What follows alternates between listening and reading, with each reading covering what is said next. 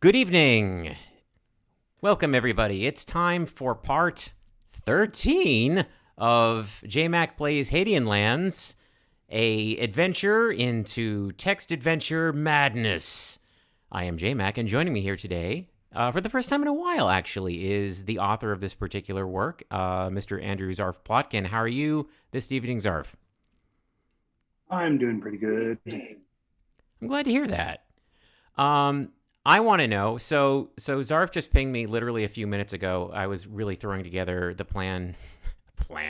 I was really throwing together. Oh yeah, it's time for me to stream because having done this 12 times before, oh boy, I gotta post my tweet and do that hours beforehand and get everybody all hyped up. And now I'm like, oh yeah, it's time to do this because my watch just pinged in and I have 10 minutes. My point being, I have not caught up with Zarf about his relationship with this ongoing journey of mine. So I'd like to know, do you have any idea where in the game I am right now? No, Mr. McIntosh, I have no idea where you are right now. Uh, Actually, I can see the screen. There's a little star pinging on the map. yeah, I So was about to say, well, I if you're can see where actually you are, following, literally. if you're following the broadcast, you have a hint right there, how far I've gotten. Yeah, but I don't know how far you've gotten in terms of like progression through the everything. Yeah, well, let's look at that star. So I can give you the recap of the last week or two of play. I finished 2 weeks ago. I had just gotten to the wreck. I'm going to say we'd gotten to the wreck because I am in fact co-playing both with folks in the chat, coming in with hints, including at least one person who has played the whole game through, and also Dan's hint poke, which I've been leaning on pretty liberally. So yeah, 2 weeks ago we ended right at the wreck, and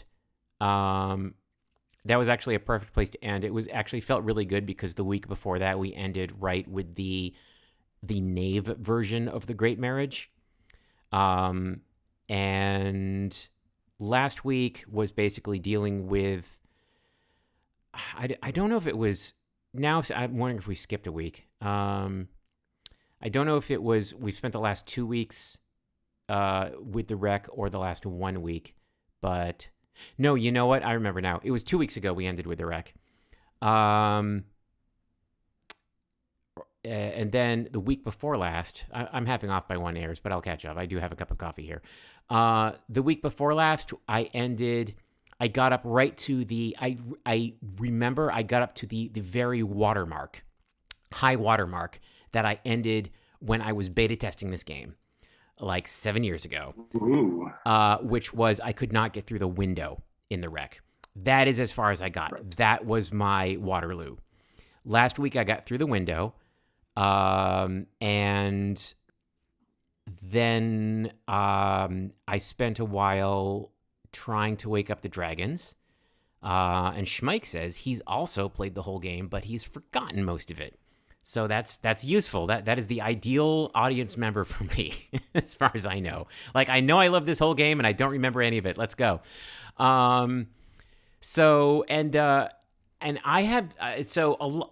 week's broadcast was pretty rough. I'll be honest with you, because I spent a lot of it like banging my head and getting hung up on exact wordings of things, not in input, but I think I was getting tired and I was misreading stuff. And I actually want to like start right out by asking you a couple of design questions, if you don't mind. So one thing I noticed in the writing that it stands out is in the late game writing as being unusual to me, and I have a hypothesis about this. So when you read the alien black marks and they put the whammy on you. And you have a vision of like you have a vision of like one of them is like of some cracked ceramics.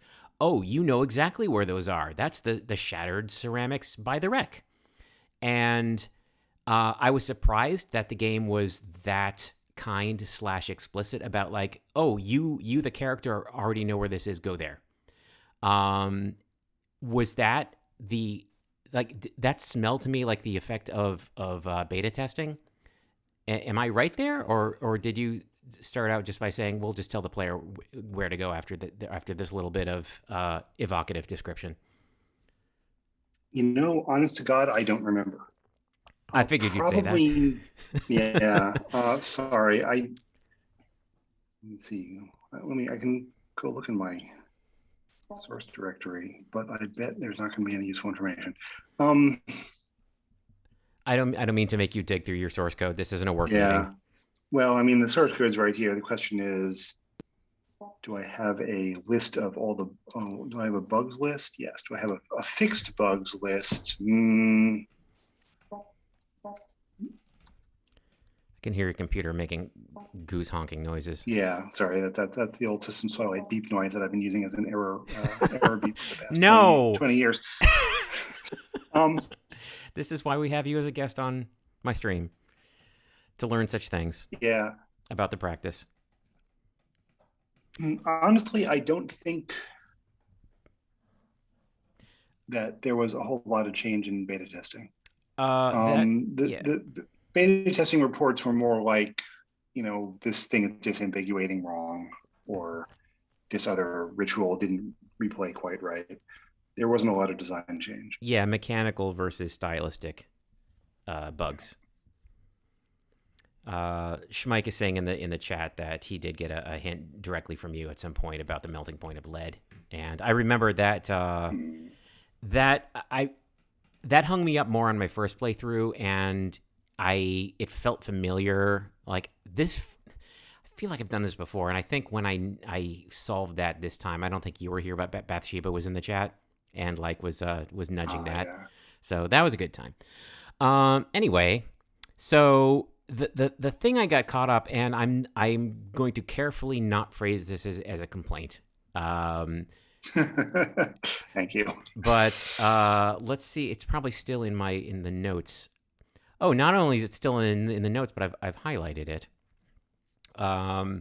So yeah, under the so where we are in the game right now, it's time to go wake up some dragons, and I wasn't stuck on this too long because I got a nudge from one of the Victorious players in the chat, and also Dan's notes make this explicit. But like this bit here with place a fulcrum in the active dragon's lair. A footnote here: any lair will suffice. In fact, the fulcrum merely provides leverage. I basically read that as yes and not no but, if you know what I mean. So I was reading this as yes, any of the dragons can. I was overthinking it basically, and I was reading this as any of the dragons can be active. Whatever lair, it doesn't matter which lair, so long as there's an active dragon in it, it'll work. And I was not reading that as intended. Of no, right. It doesn't have to be the active dragon; it can be any of them. Right. I'm pretty sure that I don't know whether that came out in beta testing or in investigating, just doing a lot of investigation of the game logic. But there was a late game design, a late process design screw up where it was like, well, if you do this order in this sequence and you pick this dragon, then you're going to wind up not without access to the active dragon's lair. So yep. I did there was a late change. I can't remember though whether this was something that a beta tester got back to me about, or whether I just realized it. And this is a pretty crude hack to work around that problem. It doesn't smell like a crude hack to me. It actually feels like this feels like legitimate marginalia to me. Like, now that I know that's how I'm supposed to read this, of two voices disagreeing with each other in this text you find. But I sort of read it as just it's a limitation of the presentation that it was just a single line of text. So I was just reading it as a single author's hand and not two authors disagreeing with one another. Right. So yeah, that was interesting. This might be just 2 hours of talking with you. So I have like if there's a way to answer this question non-spoilery, which I think there may be, but something I legitimately don't know, and it's one of the first questions I'd want answered by research if you weren't standing right here. Are you limited to? So you do have to pick one dragon to wake back up after you make the homunculus. Are you limited to which dragon that is? because I think I just picked Numa, and I don't know exactly why, and everything worked out very splendidly after that. But is the game set up so that you can wake any of the 4 of them? Yes. That's pretty cool. So my follow-up question, based on what you just said, is the situation where I found myself yesterday, where I was like, what is... Because I think if Numa is the active dragon, then you cannot get to any of the other 3 after you make the fulcrum. I think. I might be wrong about that, but that is kind of what it feels like to me.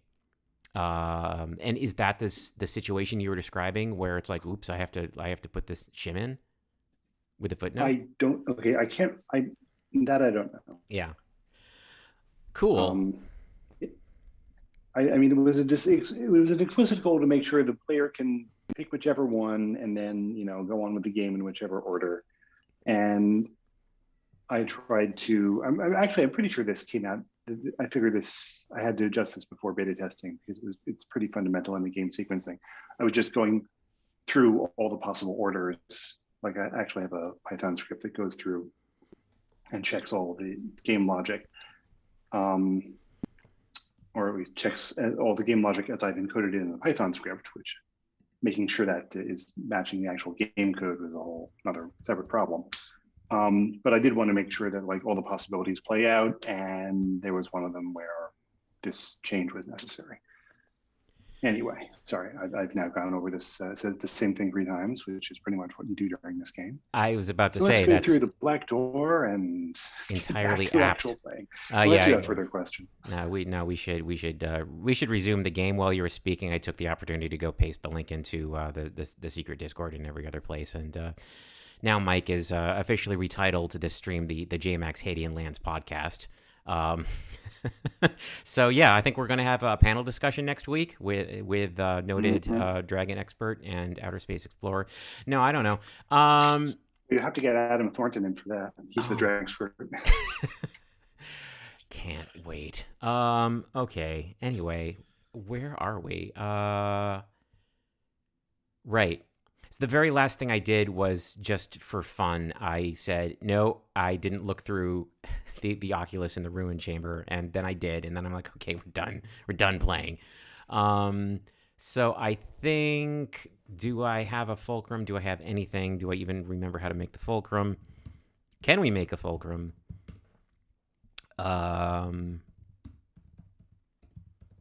Remembering keywords. White amalgam rod. You have not made it. I wonder if I can just reset and then do that. So I'm just going to get a clean slate here. Hey, it worked. Look at that. Okay. Doug wants to... Doug, if you want to write out an entire script for retorts.com, you're welcome to do that in the background. I'm going to continue playing this video game. So the thing we learned at the end of last week's episode, in which Zarf and I were just talking about, is the fact that the game explicitly says, and if your head is really deep into your own business, you will misread the fact that having made a fulcrum, you can place it anywhere. It does not have to be the active dragon's lair. And I hypothesize that if you have woken up Numa, it in fact cannot be the active dragon's lair. So let's go to a different one, and I'm going to reread the instructions because I've forgotten how this stupid thing is supposed to work. Place a fulcrum in any old dragon's lair. Prepare an orderly environment and use... oh, yes, this is the thing about how to summon the thing with the thing. The idea being, all you need for material components is making an orderly environment. I do like to use the cube for that. And everything else is just verbal, so you don't actually have to do a lot of prep work for this. So this is a nice break from the other rituals, and it occurs to me that since this is something you have to do several times, it's kind of nice that it's on the low end to do as far as prep work. You just have to drag that cube around with you. I think I've done it 0 times so far, so we'll see how this actually pans out. Ooh. There's 2 cubes in the game. Zarf, do you want me to share my screen with you, or are you okay just watching this on YouTube? There's a little bit of a lag. Let me share my screen with you. You might as well share it. That Yeah. way I don't have to try to catch up with Yeah. the lag. I think I should be able to pick a tab.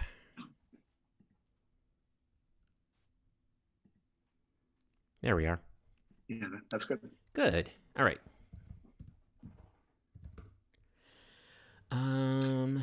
That's right. Fluorite has a cubical crystal structure, doesn't it? I suppose it does. I suppose it does. I did so much Wikipedia reading. I don't need to be looking at my own Zoom screen. Thank you. All right. What were we doing? We were going to not Numa. Who are we closest to? I suppose we're closest to the A3. So let's go to there. The Brudge, as I like to call it. Oh, I guess the chip of granite is where we put our dragon repair kit on. Check that chip out. It's a pebble, and it's glowing with a silvery light. I forget if the symbols actually have descriptions on them. Nope. They are, oh, well, they sort of do. It's just like, yep, that's a symbol, all right, and that's how it works. So, all right. Let me reread the instructions, just make sure I don't fry myself here. Oh, this is the fulcrum in our hands. So all we need to do here is drop it. If I'm reading this right.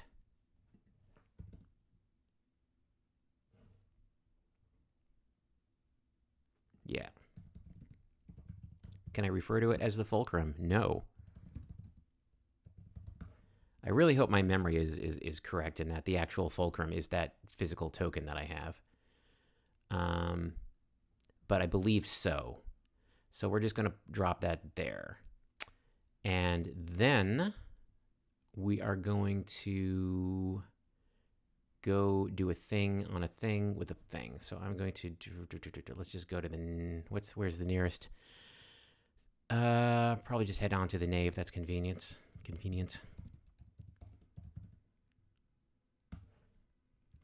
All right. And from here, that's going to be handy. You stay right there, Mr. Cube.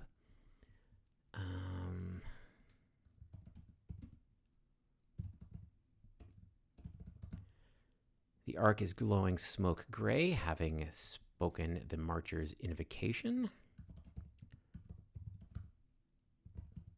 Speaking the symmetric sequence. And then speak the Drakon, not the Dragon, the Drakon. And here comes Numa. I want to say we've done this trick already, and Numa was following us around. So Numa's arrival here is not heralded with any new, oh, you've never seen this before text. But I think having summoned Numa, we couldn't actually bring it anywhere interesting. But having provably already unlocked the way to the A3, I think we can just make those two dragons kiss. Let's make them kiss. I'm just going to walk on over there. All right, here we go. Something new is about to happen. Something violent is about to happen. You climb the ladder, blah, blah, blah. Numa drifts into the room. Sudden electricity arcs between the dragon and the glowing chip of granite. The runes whirl out of control, the pebble goes dark, and oh dear, everything else goes dark as well. You awaken again. Yada, yada, yada. And we are back in the nave. Which begs the question, is our children learning? Is both Numa and the other dude, whose name I can't remember, are they both active, or was that a simple transfer of power? Was that a CP or an MV? And let's go find out. The bridge dragon is in walking distance, so let's just walk on over. Mosey. A lot of auto puzzle solving happening here. And here is the dragon Aestheta, a mandala of alchemical runes inscribed on the dome just overhead. They still look lifeless and inert. That's not what I expected to happen at all.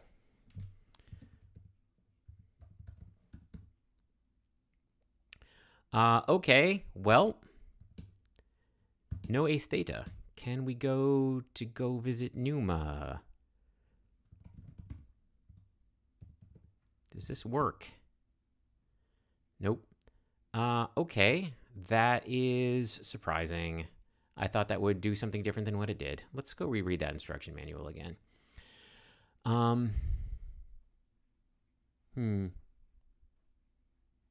Well, let's go check out Numa then, which might need a reset.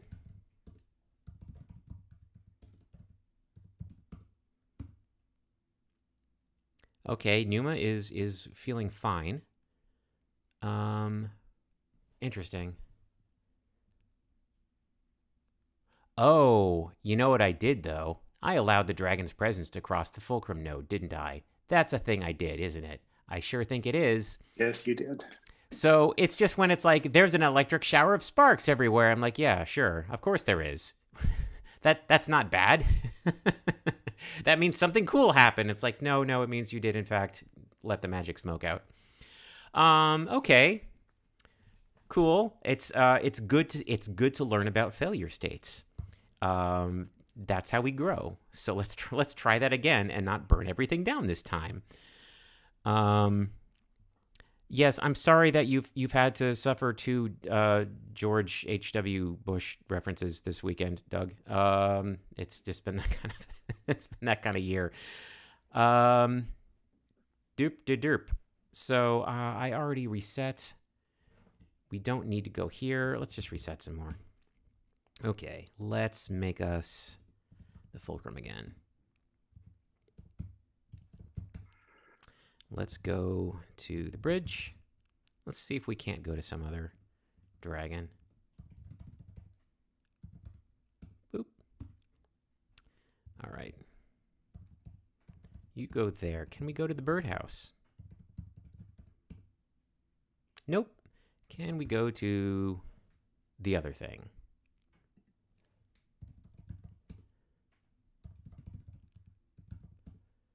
Nope. Okay. Here's where Jason gets stuck.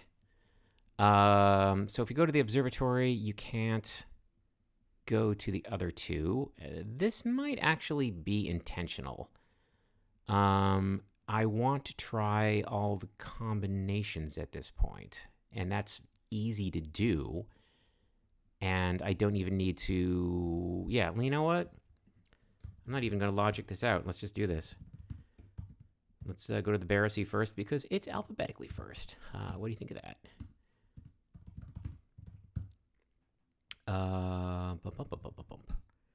Nope. Okay, this is actually not expected again.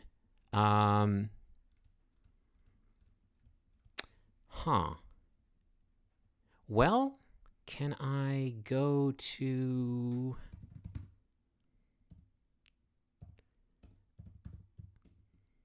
This is tricky. Can't go to Numa if you go to Barassi. Okay. I'm just going to try all of them. See if there's a magic one.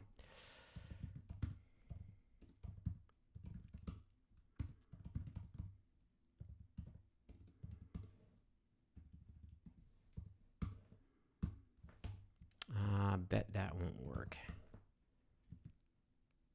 Oh, did that work? No, it did not. Okay.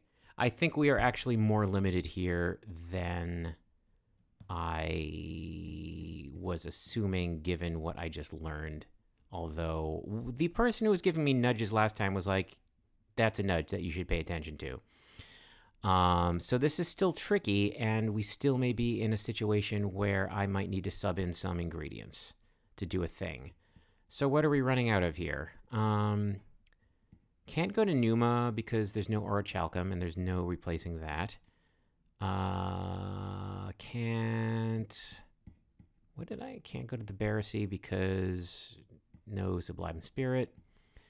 Can't do that because we don't have any Gaian Precipitate. Okay, I'm going to take a sip of coffee and ponder this for half of a moment.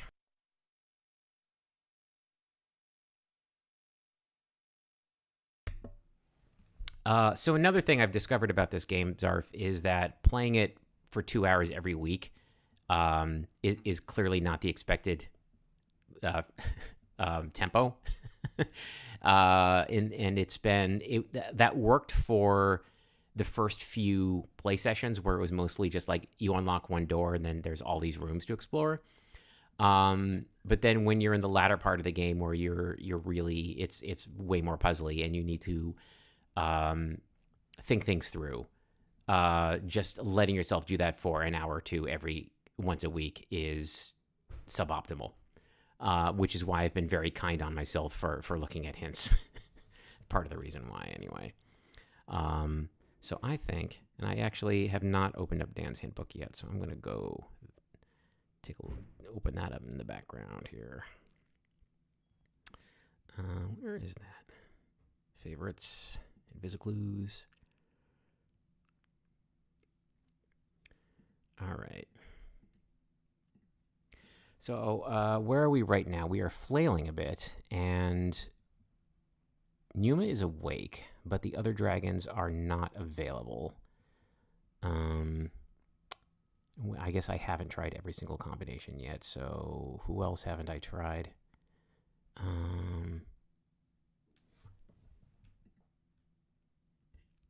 I try going to Numa from here? No. Yes.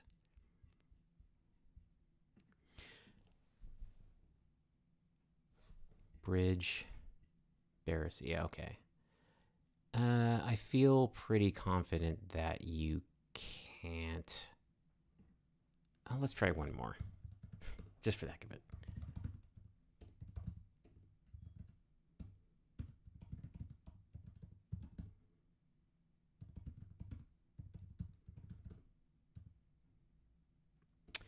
Oh, interesting.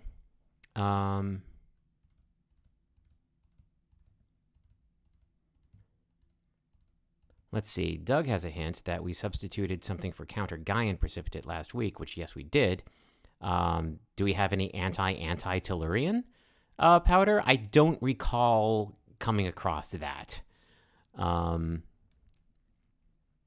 I don't. Let's see. Anyway, I'm gonna go get a nudge because that's how we're playing this game.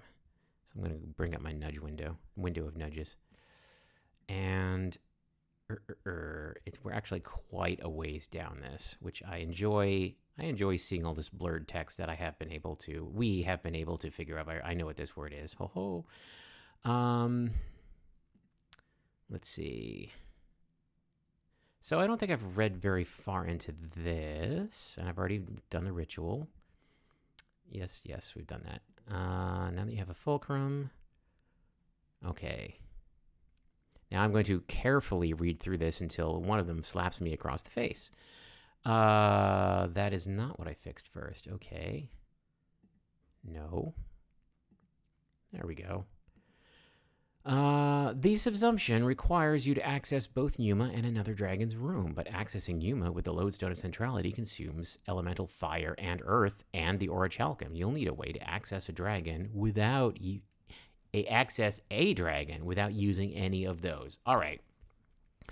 So we know how to make We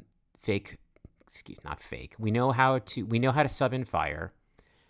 We also know how to sub in earth, but a thing I remember, Doug says, in big and please. Sure thing, Doug. Doot. Make text big. Do it one more time. Oh, huge. There. Man. Our forum software is really good. I like Discourse. Okay. So I will think through what I know. And Elemental, fire, and earth, and the orichalcum are the things that are missing. Let me reread this hint. He's not saying you're missing all of these. He's saying these are the unique ingredients that you burn up when going to Numa.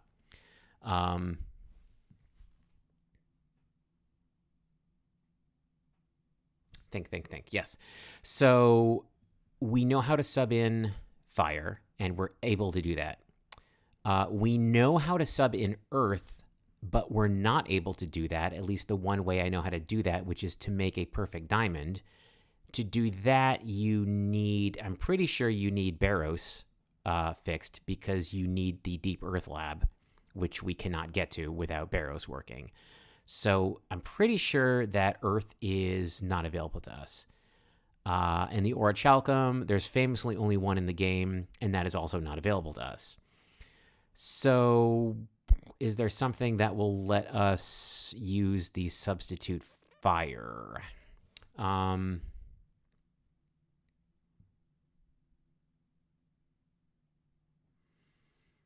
I wonder if...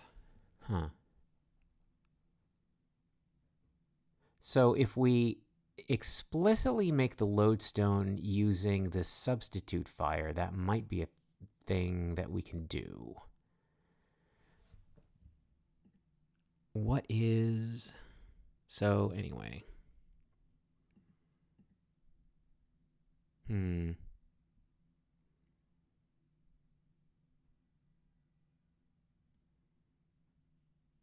Let's reset and go to Numa first, if we definitely need to visit them first of all. All right, blah, blah, blah. And let's check out those error messages we get when we try to go to any other dragon. Okay. Barrow C says you cannot create perfect mud. And, well, yes, I want to recall.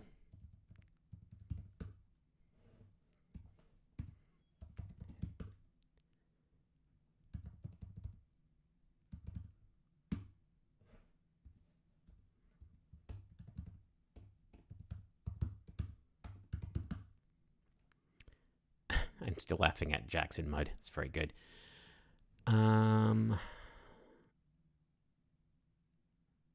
Okay.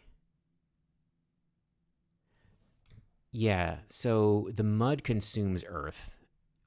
I'm pretty sure we're locked out of earth because the Barrow Sea is closed. So that's kind of a self-sealing lock. So I don't think we can go to the Barrow Sea. I do not think Barrow Sea is our Huckleberry. So let's try a different one.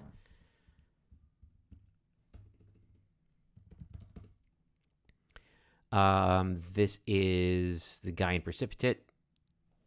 Is not available. Let's take a closer look at that. Learning some good syntax here. That's cool.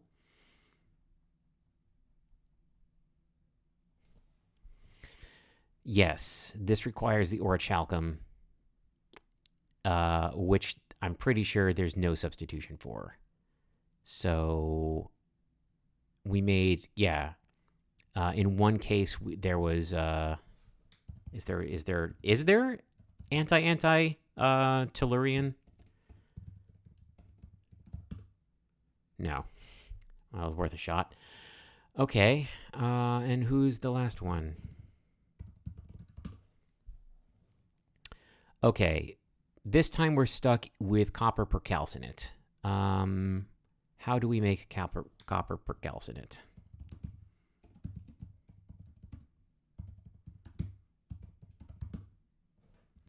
Synthesis. Well, son, first you calcine a metal, doy. All of these are not unique, so how do you calcine a metal? This I do not remember the keyword for. So let's actually go to... It might be just copper calcinate. Oh, yeah? Maybe. I could be wrong. Well, I don't remember either. Oh, look at that. There we go. I could have guessed that. Muriatic acid and quick copper in retort. Heat to dissolve and continue. Okay. Well, this is all good so far. Except for it requires orichalcum. Where is... Oh, yeah. Oh, also needs orichalcum. So, yeah, that's tricky. So this requires orichalcum. Always that orichalcum. That is the big blocker. That's the big gate. So which of these didn't? It was the one that involved earth. And I think the only earthy thing. I mean, no, we don't have that.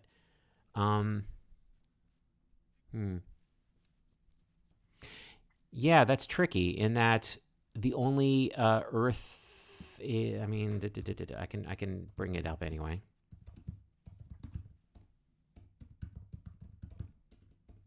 So unless I'm misreading this, which I am because there's no text here. There's a rough diamond. That's not what I wanted at all. Perfect. Darn it. Where are you? Diamond perfection? I don't know. Perfect. Oh. There we go. Yeah. Purged of every flaw. Oh,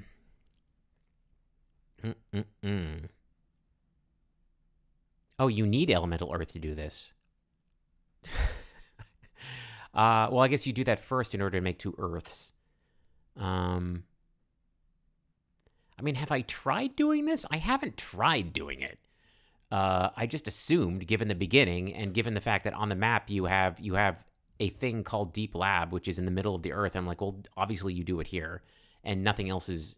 None of the other labs are super earthy, unless it's that fancy pants tertiary one. I haven't even bothered trying. We could try it, just to see what happens, and let's do it just to tick that off the list. For its own sake, I say we do it. So reset. Actually, can we get Earth, or is it used up?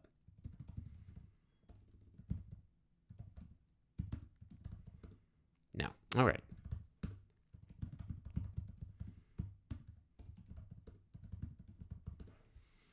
And now that I remember what it's called, we can... what was it called? Diamond purged of every flaw. I don't know where it is in this. So, you know what? I'm just gonna copy and paste this into my notebook. And that is over here, and that is over here, and you cannot see that on the screen, and that is fine. All right. Diamond we can get. We can get a rough diamond.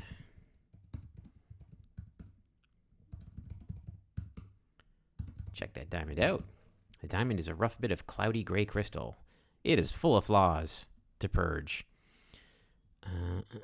Oh, ostension. Remember our music lessons here. G flat. Hey, there it is.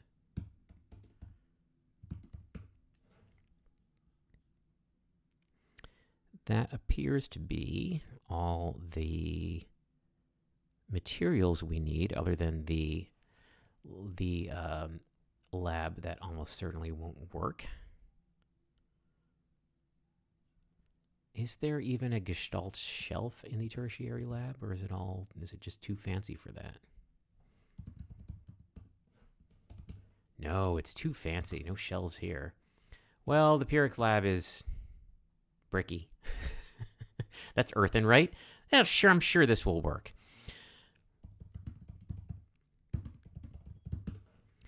Put the rough diamond in the brick bound.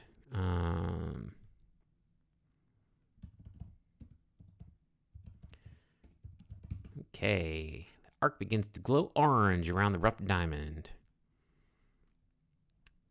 Gonna hit that chime. Bong. The glass G flat chime rings sweetly, and you let its resonances fill your mind. Put earth. Did I actually remember to pick the earth up? I don't actually remember picking the earth up. Oh, I did. Okay. Cool. Go me. And now we're going to speak the crystalline template. I'm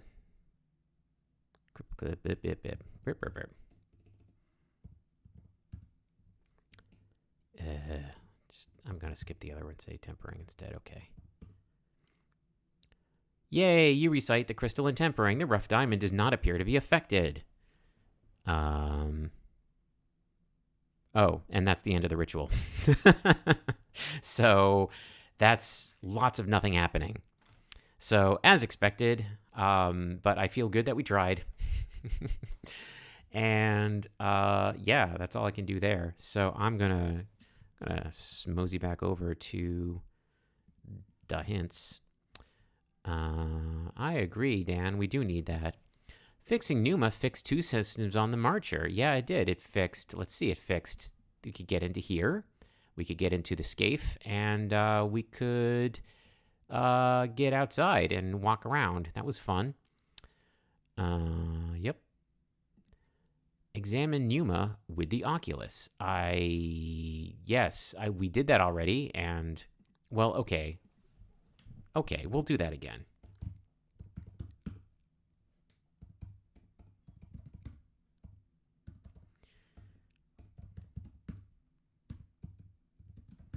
I'm going to use my own phrasing for this. I don't do examine with.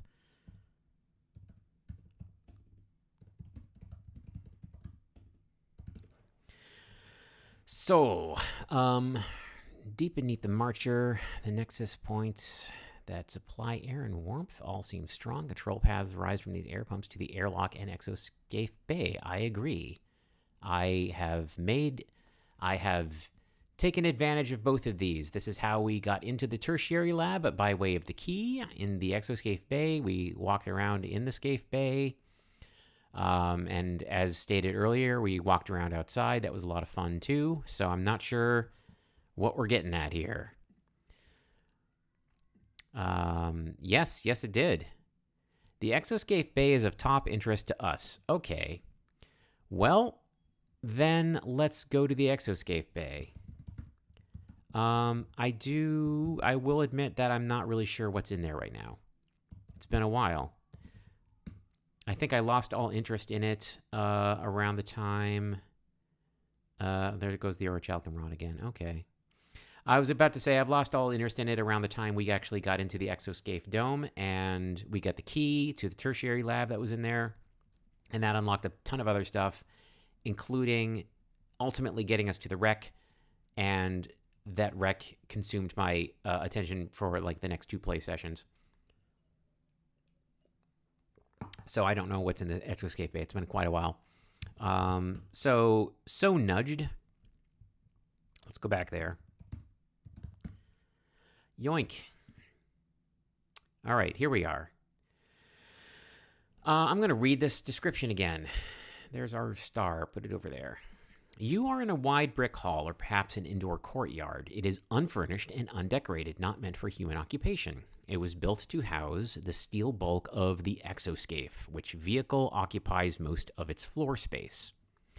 The west wall is dominated by enormous steel doors, wide enough for the Scaife to trundle out on its missions. The doors are currently closed. A much smaller and darker doorway is visible to the north. We all know where that goes. A long window on the east wall provides a view of the arcade. That is how we got here. A crack in the roof has been crudely patched, but a bit of rubble is still strewn around the bay. The air is back, at least, thanks to Numa. A brittle sheet of paper lies on the ground near the window. Now, we've read this sheet of paper, right? Yes.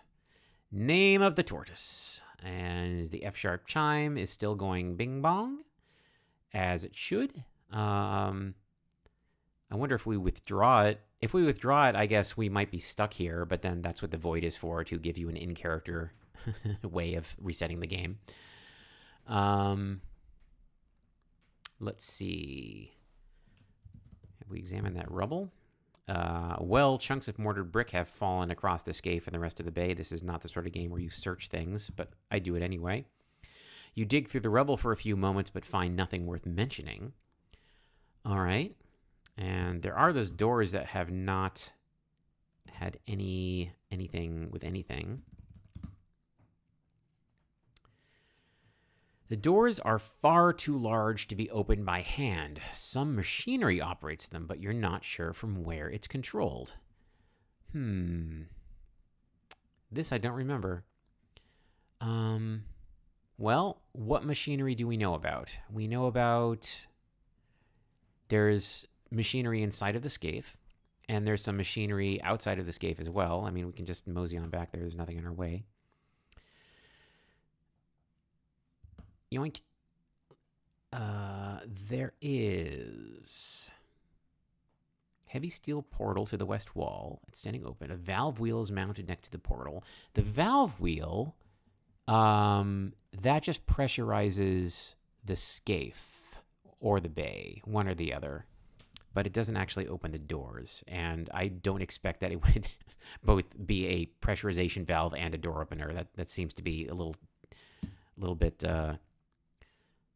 too many functions on the same device. In fact, it's labeled, so no, it doesn't make the doors go.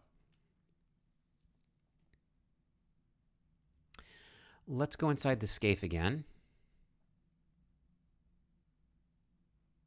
I'm wondering if it has some sort of like open the pod bay doors thing inside of it that we haven't needed to use before. I'm going to read this. Vehicle inside, it's more like being inside a spherical steel tank, a windowless tank at that. You recall there's a better view up on the pilot's dome. You could climb up through the hatch and see. Yes, I suppose we could. A circular bench runs around the perimeter, broken only by the dark engine compartment to the west, which resets the game, and the exit portal to the east, where we just were. The portal's open. You see a small emergency lever next to it. Cabinet is fastened to the wall, which you do not care about. So the lever is, again, not a door remote. Here we are up here. If you were piloting the scaf, which I should like to do, that sounds fun. You'd sit in the seat and work the controls. Beep, boop. Oh, there's controls up here. I don't think I've ever looked at these controls. Now, I want to note we are not in the bay, which is where Dan's notes told us to go. So, I was about to say we're off script, but we're not following a script. We're exploring. We're explorers and adventurers. Tell us about these controls. Well, tell you what, the control console is an unwieldy mess of levers and wheels. The gauges all seem locked at 0, however. Well, that doesn't seem useful. The controls are all locked. That seems less useful, even than before. So I don't think this will help us today. There's the dome.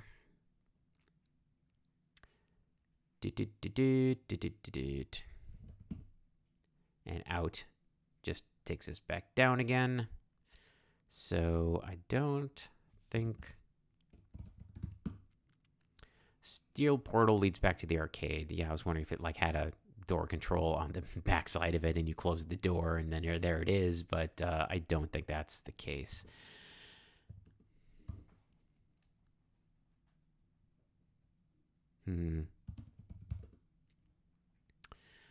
Chunks of brickwork sealed the wharf. All right. So all right, here we are. Let's sip from the old pipe again here. Examine everything in the scaf arcade. Well, you said to go to the bay, not the scaf arcade. Okay, fine. Here we are. We're in the scaf arcade. It is a pleasant red brick. Bleh. You are in a pleasant red brick gallery edged by a row of wooden columns. A heavy steel portal in the west wall. If you're just going to tell us how to get to, it's fine. I feel like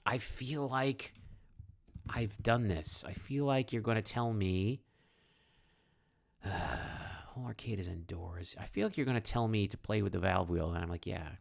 Ooh, I can read some of these. Okay, I've done this before. Yes, I did this. We did this. Did this. Done it. There's something in this room that you can use to access a dragon without using up elements or archalcum. Is it the anti-tel? But, okay. Where did we use the anti-tellurian powder last time? I can't remember. Anyway, access a dragon without using up elements or orichalcum. Well, let's go back to the place then. Fine.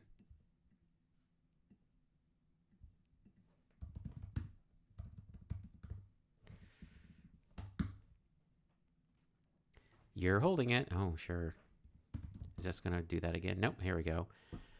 Well, okay. So the anti-tellurian goo is not here. Did we already use it to do what we've done so far? Possibly. Pale gold vial labeled nickel. Well, it's nickel.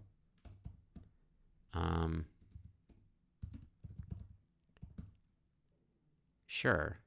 It is nickel filings.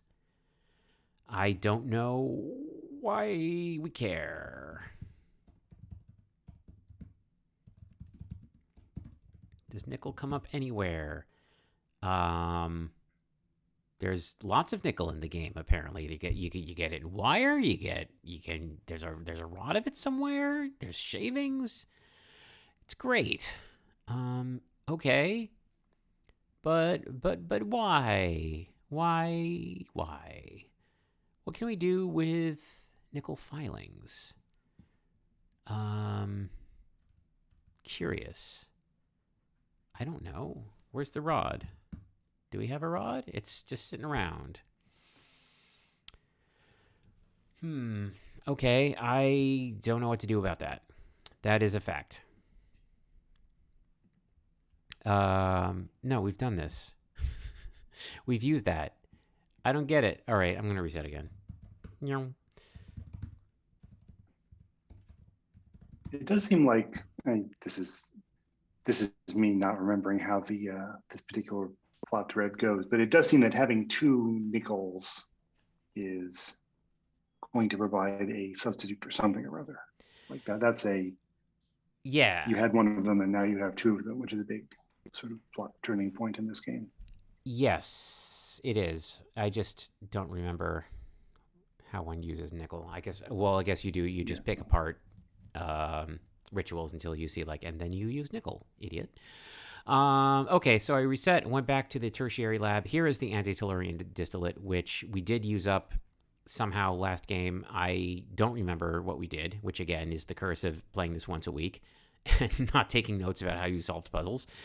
And it was gone in our last run, if you will. So apparently one uses it up somehow, maybe making the fulcrum. I bet that was it, actually. So yeah, and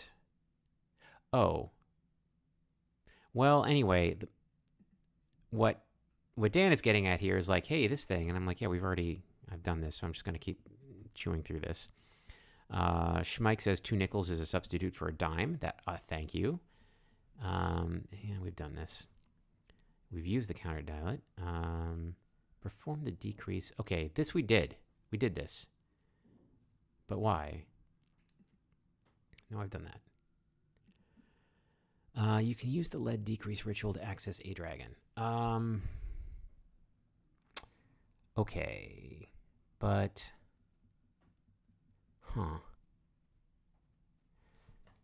I am just feeling real stupid right now.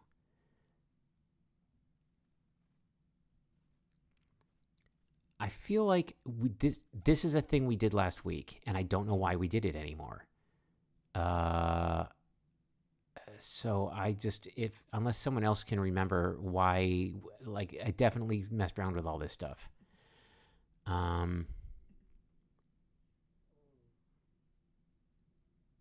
No, that was somewhere else in the hints, though. Ugh.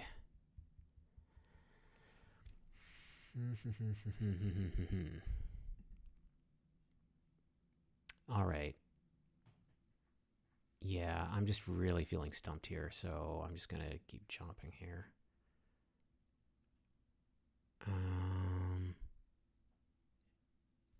Oomph.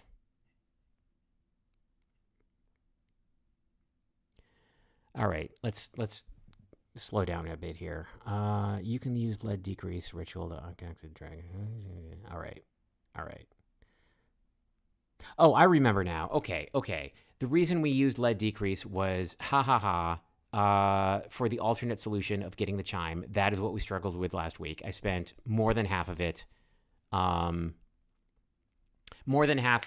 last week. Yes, I was really focused on making the lead rod heavy and using that as a counterweight. And this is like the one part of the game I got mechanically stuck. And I will tell you about this, Zarf, in that it seems to me that if you put if you're mis-solving the puzzle of how to get the chime from the chasm ledge without the metal attractor, and you're like, well, I'm going to make the lead rod heavy, which you can, and then I'm going to put it down on the slab, and then I'm going to walk and get it. If you try that with the lead rod, and then you type get chime, the player character tries to do the ritual instead to make the attractor. And if you put the correct object down and say get chime, they just wander on out and pick it up. Right. Yeah. So I got hung up on that for a while. And that is where I was doing this business here. With that, so we have not tried to use the anti-Tellurian distillate to get the thing, or to get to another dragon.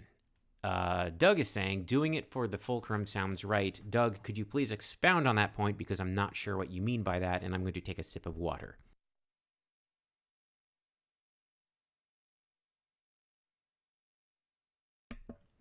Okay.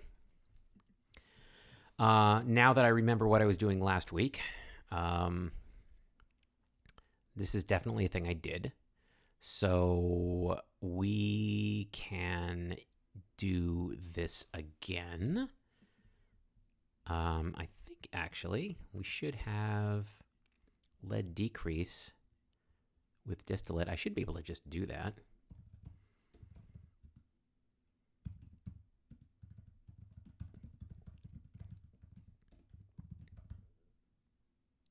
Oh, Doug, are you saying, well, let's make the thing first. There it is. Okay.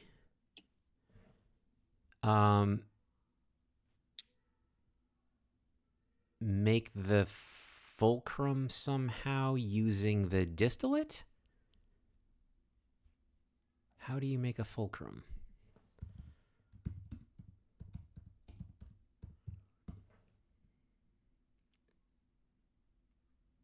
Or rather, no.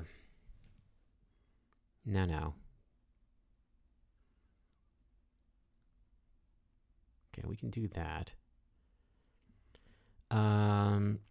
Doug says, my vague memory was the same as your vague memory earlier about using the anti-tellurium to make the fulcrum, but maybe not. No, we used the anti-tellurium to do the thing we just did. It's specifically to make the lead decrease. So the question is, can we do the trick we did? I think I've been overthinking this, which is to say we already solved this puzzle last time because we did make that the counterweight come crashing down. So how can we do that with the lead decrease?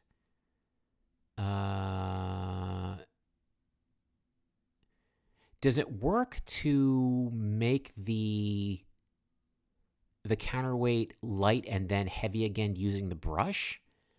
It's possible that you could do that and the bridge came crashing down, but I didn't care about that at the time because we were obsessed with just getting the counterweight at all.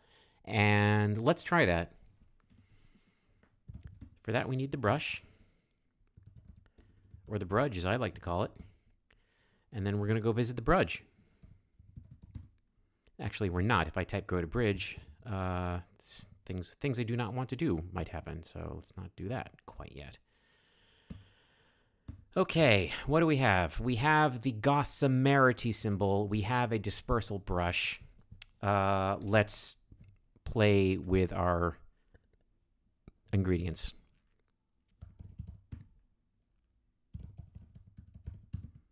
Counter weird, I'll say. Counter weird. That's the sequel to Hadean Lands. It's the DLC, Counter Weird. Now the sequel is called Hermetic Lands. I'm gonna type it all out. Touched counterweight with gossamerity. Oh, come on. Yoing. Okay, and then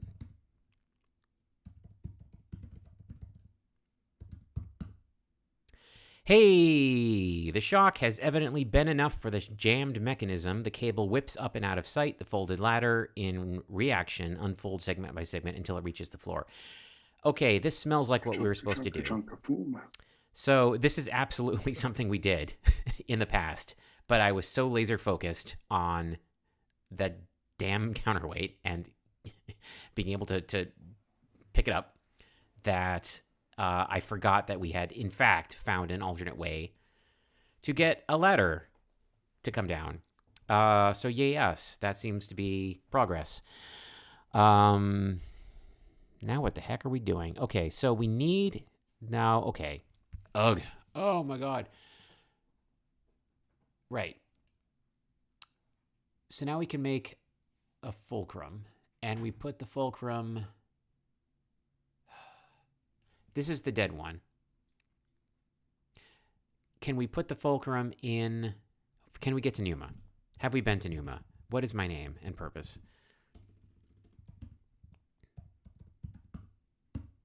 Oh my God, we can actually come here. Okay, can we actually make a fulcrum without dying?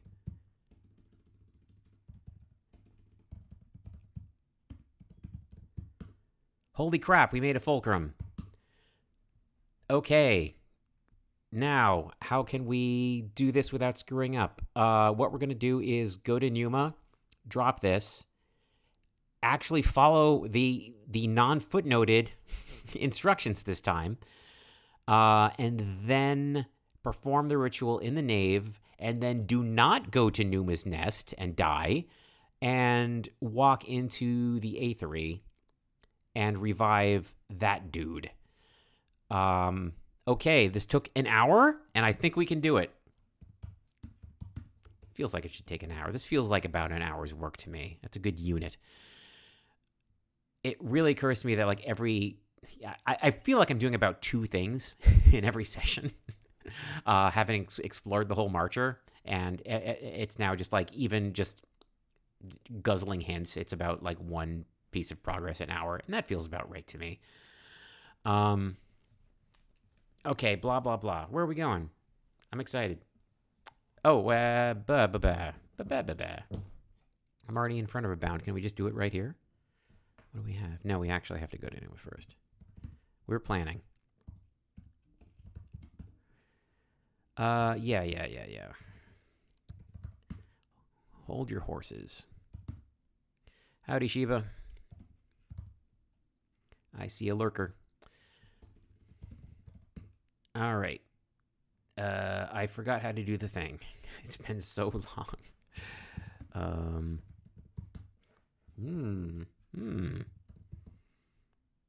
That's not what I want to do.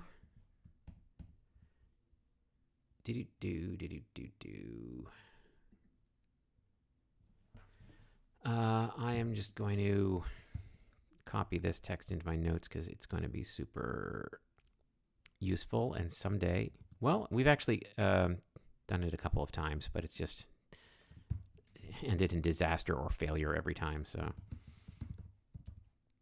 I'll just remember to say go to block.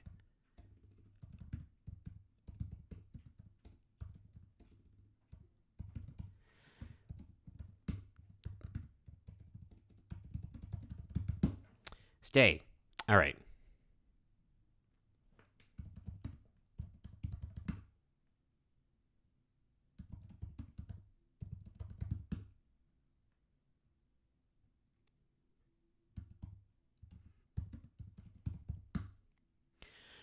Howdy, Numa.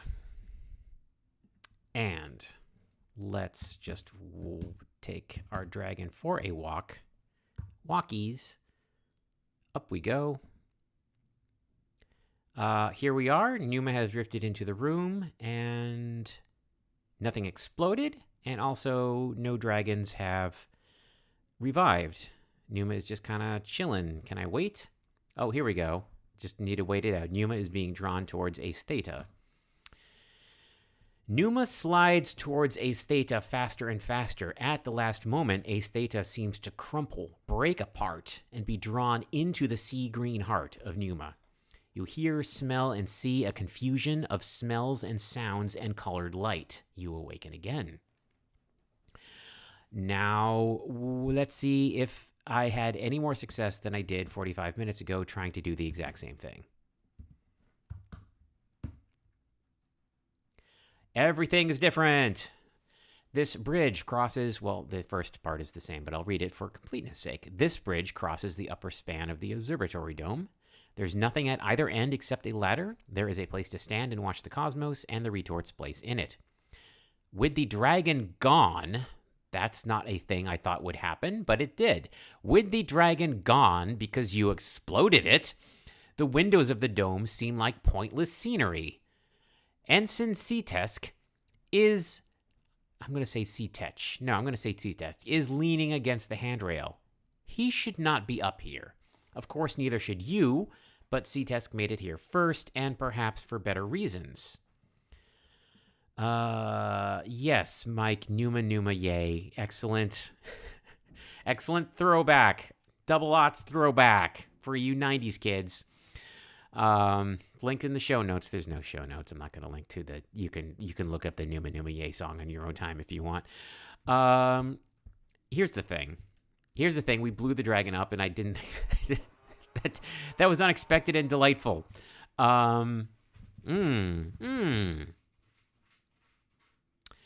With the dragon gone, the dome seems incomplete. Yes. Okay. Let's look at the ensign. No, the other ensign. Your perspective shifts. He looks triumphant. Okay. Great. Well, yeah. Look at him again. I'll just give you a total hint there. He looks pleased to be here. He looks triumphant. Okay. I'm going to join him. No, it didn't work. Okay. Well, he's happy to be here. Is he the dragon? I don't know. I'm going to make my thing. Does this work? Yeah, it does. Check that out. Never tried that before. Cool. This is the only case in the game where a character, like something that you try to go to, could move, because he was somewhere else before you did that ritual, right? He's been many places, yes. There could be a case where you type go to character and you go there and the game says, oh, where did he go? He's not here. And like I had to code that specially because everything else in the game is completely static. Yep. Even when you freeze your NPCs in time, they still wriggle and move around a lot. Those little so-and-sos. I note that there's different text here. When I return, it says, Ensign Seatesk is leaning against the handrail. He should not be up here. Of course, neither should you. And trespass is the least of Seatesk's sins. Gosh. Okay, there's... Between that and the italic text, your perspective shifts. There's some kind of something strange is going on here. So I'm going to look at him through the Oculus, and I see merely the complex the C-Test mesh of elements that makes up a human body. And he's still pleased to be here. That's just his basic description. Although he is no longer fracture blocked, he feels like a statue, not stone, but hard and utterly still. It's as if he exists within an imperceptible layer of altered time. So that part is still true. It's really weird that he's here. And okay. We now have Numa, and we tried to repair this dragon, and it blew up instead. So I think the next thing to do is walk around, because I'm pretty sure this was the only other dragon we had access to. And I'm trying to remember what it did. The one in the birdhouse controlled the doors. So the doors that were locked away would be open again. And the one in the Barassi controls gravity, which would let us into the rooms of the game that are gravity blocked, which there are 2, I think. I get the impression that each one fixes 2 messed up things. This one I don't quite remember. And it might just be, I thought it was just like, the Marcher's location, which doesn't really help us much unless it changed where we are if we're in a different Hadean land. The game, after all, is called Hadean Lands, plural, not just one of them. So, okay, let's walk around a little bit and see what else is different, because usually when a crew member has shifted, then others have as well. That's very strange. Very strange. The whole perspective shifts, and okay, the note about his many sins is not here anymore, so that's odd. Let's make sure we've read this paper before. Yes, we have. Okay.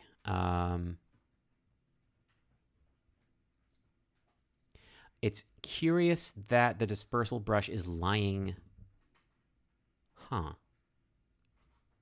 We didn't, swap bodies, did we? Okay. I'm wondering why the dispersal brush is lying on the ground here, because I didn't drop it. I didn't drop either of these things. And yet here they are. I'm not going to read too much into that.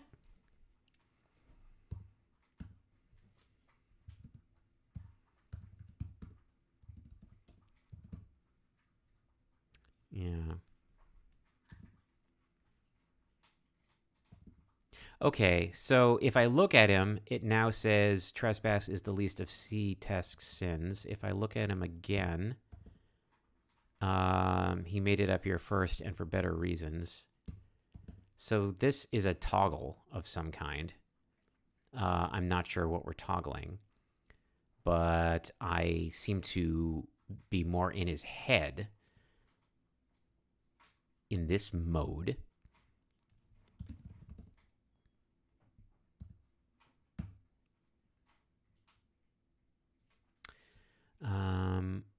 Nothing here looks new. What do I want to do? I want to look for other crew members, like I said before. I'm going to say what Zarf was talking about. Can you just, go to a person? No, the captain is still exactly where we left her before. And yeah, interesting. Think we've read this before.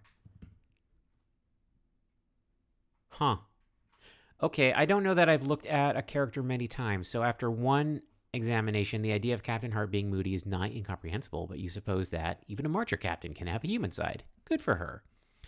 On another examination, the idea of Captain Hart being moody is nigh incomprehensible. You suppose that even a Marcher captain can have a human side, but it would be irresponsible of her to let it affect the Marcher, of course. And that is a toggle as well. So looking at her here, the crack in her martial facade is disturbing and faintly disappointing. And that's still what it says. And that's, Okay. This is odd. I didn't notice this before, but every time you look at a character, your perspective about them shifts between positive and negative-ish. So now, if you have a positive view, and you're like, oh yeah, good for her, then if you examine the room again, the description of her is no longer disappointing. It's the captain is standing here, gazing moodily off down the hall. She looks nearly human like this. It's rather charming. Okay. That is certainly a thing I didn't notice before, and I don't know. I keep wanting to say, like, I don't know how that helps us. My 2-year-old could draw better than this. I don't want to sound like that. So that's curious, and now I want to make everybody happy. I don't know where Andrus is right now, but we'll catch up with them.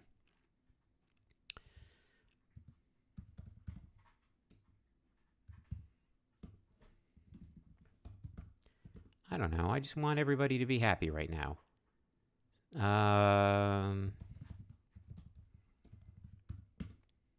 Okay, Andrus is right here. Face pinched with greed.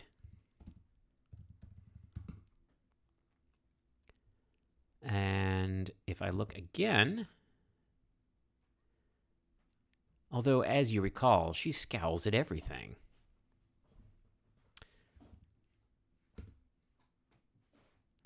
Andrus looks towards the shelves. They are her responsibility, of course, but you sense that she has begun viewing them as her possessions, which is quite a different thing.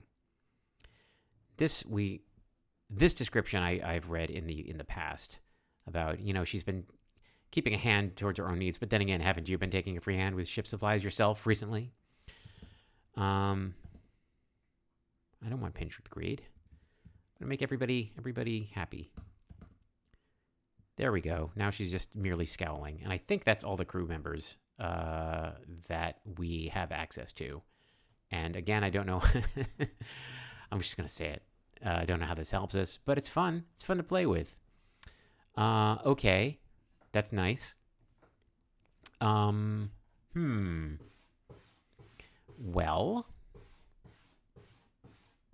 that's my cat scratching in the background. How curious. Chat, do you have any bright ideas about what to do next since we've blown up the dragon that navigates the marcher? Oh yeah, I guess I was going to see if the outside environment is any different now. Let's go to the portico. Look at the windows.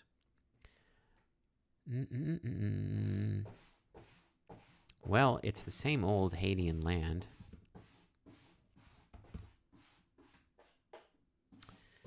The sky above, yeah, does not look new at all. Wonder if we can go out. Oh, that was easy.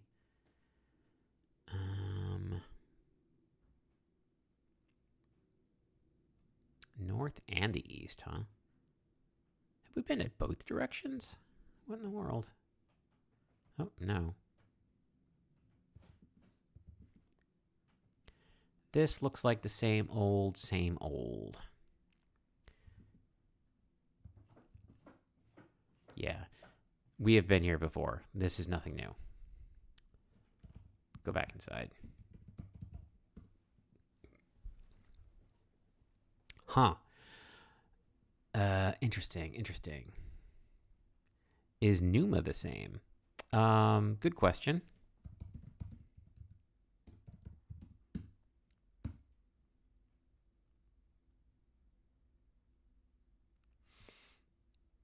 This is odd. Odd writing. The hedge maze is just a few symbols. You can see the center to the east and the exit archway to the west. You stop. It looks like you won't need the lodestone anymore after all. That is odd wording. You won't need the lodestone anymore. But why?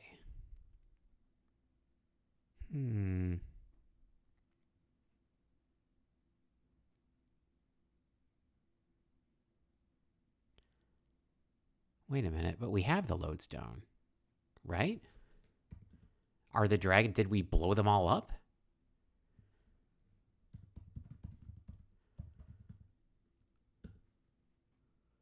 Huh.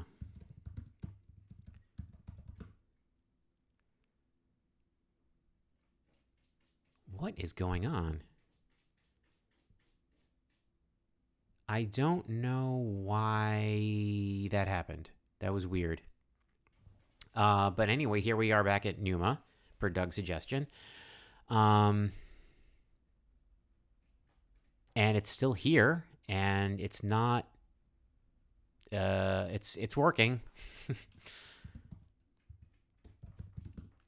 It looks like its old self. It's not full of multiple dragons that we can say.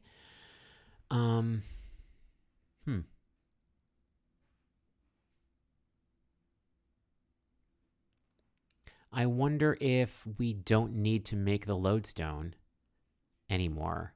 Like, literally, we can just, like, walk into the maze and just, like, go there. Because that's odd. What if we leave? You can see the center to the east and the exit archway to the west. Oh. Drop this thing. Yeah, we can just walk to it now. Was that because we exploded? Was that because of what happened? Okay, well, good nudge, Doug. That implies that whatever we use up to make the lodestone... Doug is saying, I think you've grokked the maze, so you don't need the lodestone to find the center. Weird. Either we've grokked the maze, or we've warped reality enough, or the Marcher enough, or the Marcher's interior architecture enough that, yeah, we don't need to do that, maybe. You can see the mad folds of the retort's hedge maze. I'm obsessed with this. The hedge maze is just a few symbolic forks and blind alleys. You can see the center to the east. It's right there. It's now just a symbolic maze. It is no longer a real maze.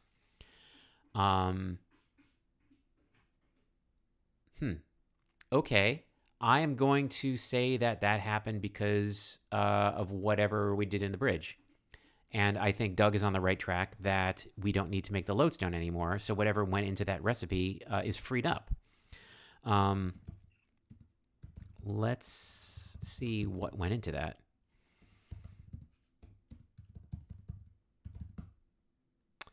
Oh, well. I wonder if we reset and go to the... Let's just try it. It's cheap to try. So if we say go to Numa right now, do we... does Forsyth note that they can just walk in there? I suppose we can just literally walk in there. Yeah. We can just walk over there now. Okay. I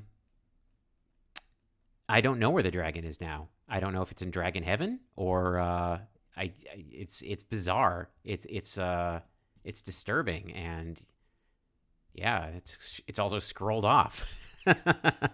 So unusual. Okay. So here we are, we've reset, we can just walk right in. And one gets the impression this has freed up some ingredients. So I wonder if we can just brute force. I guess we're just murdering dragons now. So, oh no. Can we... Yeah, we can go to any of them at this point, I think. Make the fulcrum again. This is terrible. Here we are. And let's do the thing to make the thing. Wait, I actually didn't actually drop the thing first. Okay, so now what's our plan? Well, I really want to do the thing with the Barassi. Yeah, there it is. We can just walk on in.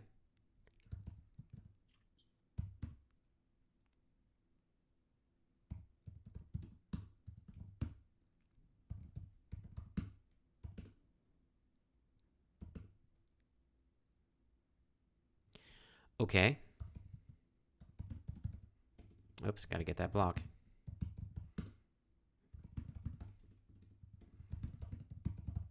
Yush. Yeah, could I have a to-go block, please? Oh, I'm losing the ability to type. Oh, come on. Do I have to type it out every time? Oh, it's so hard.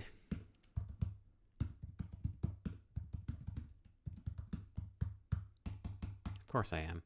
What, was he here the whole time? Boy, oh boy.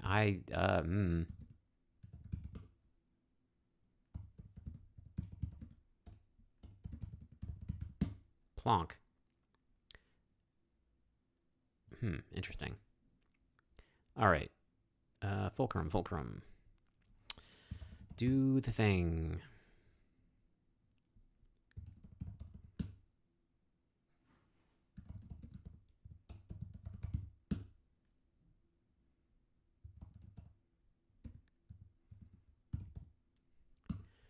Zoink, here's Numa.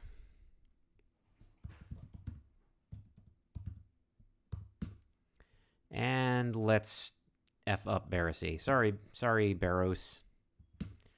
Splat. Numa slides towards Barros faster and faster. Barros seems to crumple, break apart. Maybe no seems to about it, and be drawn into the... Okay, so it's just eating them. Nom, nom, nom. That's what's happening.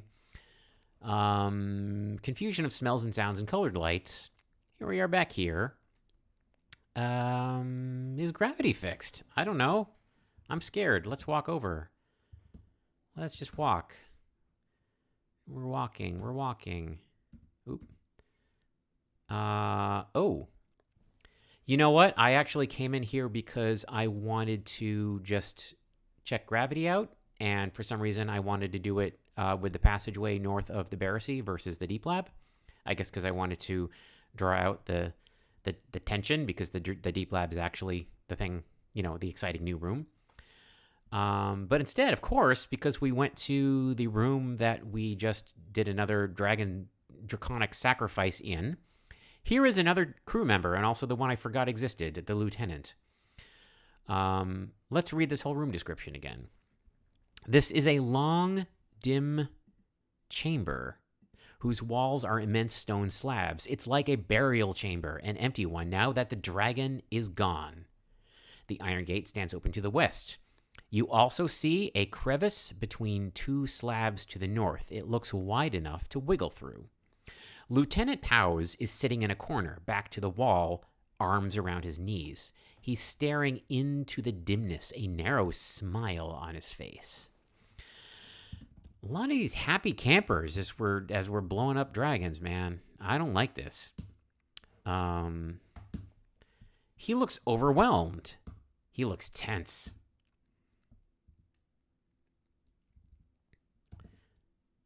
And if he's overwhelmed, then he's staring into the dimness, wide-eyed, as if struck by a shock. You know what? I just want to leave him like... No, I don't want to leave him like that. Do I? Let's just leave him with a narrow smile on his face. Goofy. I love it. I don't know what's happening. I really have no idea what this means. But I'm into it. All right. It's just stating outright, by the way, the gravity feels normal now. So we could just walk, garden crawl away. Here we are. Okay. Well, let's go to the Deep Lab then. We got to make that Oculus because we're going to look at more sparks. Probably not going to find any. I don't, it's fine. It's fine. All right, here we go. Again, just saying outright, the area seems stable now. Let's do it. March. Canyon Bridge Span. You are standing on a stone bridge that crosses the canyon. The span feels very narrow now. A little light reaches you from lamps along the canyon wall, but none penetrates the depths below. The east end of the bridge debarks at a ledge. The west end dives into a narrow gap which opens directly into the canyon wall. Cool. Gotta look through the oculus, 'cause we do that obsessively. Bum, bum, bum, bum, bum, bum, symbolic association. Ba-doop. Deep lab. This chamber looks like a natural cavern, squared and smoothed with the crudest of tools. Stalactites hang from the roof. Flowstone drips down the walls. An uneven passage runs east. In the center of the chamber is a boulder. It is inscribed with a ritual bound in an archaic, almost crude style. A smaller slab serves as gestalt shelf. So there's not even a piece of paper here. Yes, I can confirm the only reason this is here is to give you this bound, which you can do if you want to make super duper earthy bounds, rituals, that is, which we do. This is where we can make the diamond, friends. I feel very sure about this. So why can't we go to the birdhouse? I bet where are we? What if we try? Ploop. Tell you what, you can't create the sublime spirit. And how do you make sublime spirit?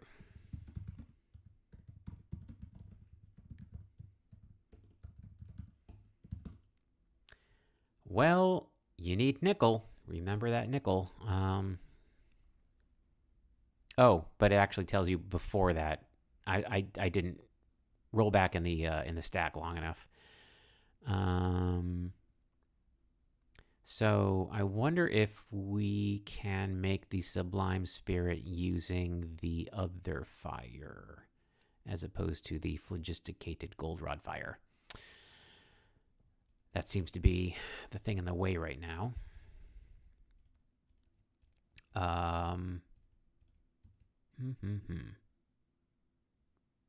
Yeah, so the thing in the way is not earth, but that I'm obsessed with that diamond, but it's time. Its time will come. So let's try to make sublime spirit. Let's see. Do we have that formula ritual rather? Yeah, okay.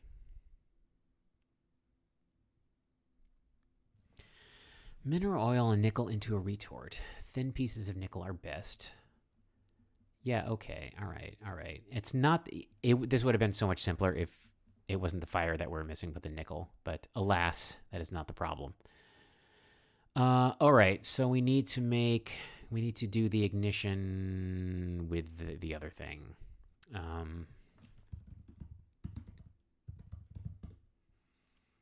No, I don't want that. I want the other thing. Boy, it has been a while, and I am racking my brains about how to do it. It's not gold ignition. It's earth. Oh,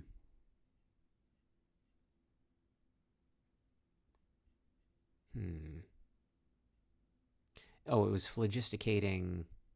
Gosh.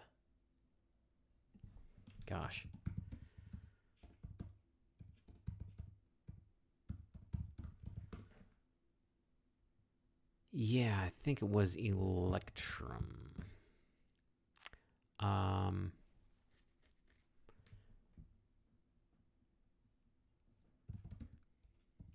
Well, let's just... So at this point, we haven't restarted since fixing Barrows, right? Oh, no, we did. We're right here. Okay, so we shouldn't need to reset again. Not that it makes that much of a difference, but, you know, principle of the thing.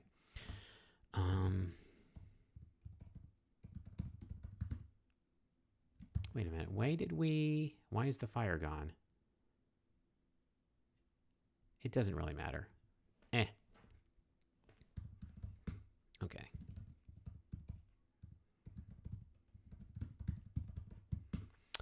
Bloom, we have phlogisticated the electrum.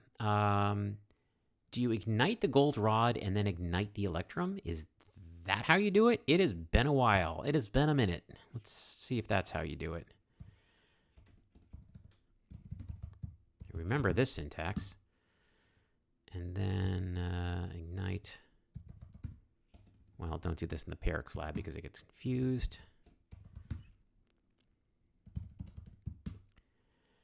Yes. Okay, now we have 2 fires. Rar. Why do we care? I don't know that we actually needed to do that, because I think this whole thing was a bit of a red herring I made for myself, because I'm not going to worry about it too much. Let's do the thing in the birdhouse. So gravity's permanently fixed, right? Yes, quote unquote. Oh, let's just go to the birdhouse. Blah, blah, blah. Well, we did use up one of our fires to get in here. So now we have a spare fire, if that's useful. I don't know. And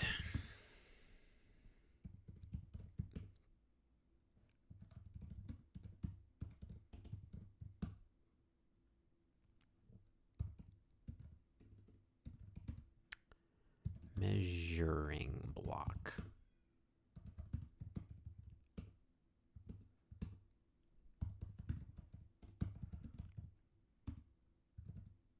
Oh, I forgot to actually drop the thing again. Do-do-do-do-do. Do-do-do-do-do-do. Do-do-do-do-do. Do-do-do-do-do-do. I wonder if I should have implemented go get noun as distinct from go to noun. I have not been missing it. I'm fine with go to and then get. Thought. Yeah. No, I like it. I like get as an atomic action. Feels very basic and satisfying to me.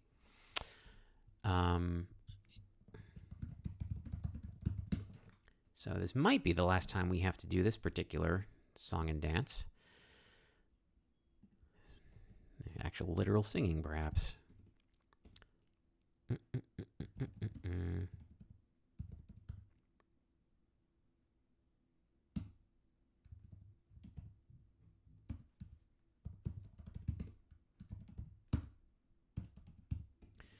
Crack on. No. Release the crack on. Hello again. Come in here. Do-de-do. Oh, I guess I could go down into... No, I don't want to. Numa slides towards syndesis, blah, blah. So now we did this. And it's curious in that syndesis being broken was the thing that it was the least clear to me, like, why we care, because I think if I understand correctly, it'll unlock a couple of doors, which, like, we have ways around, including this one. Let's see if it works. Did we just go through the door?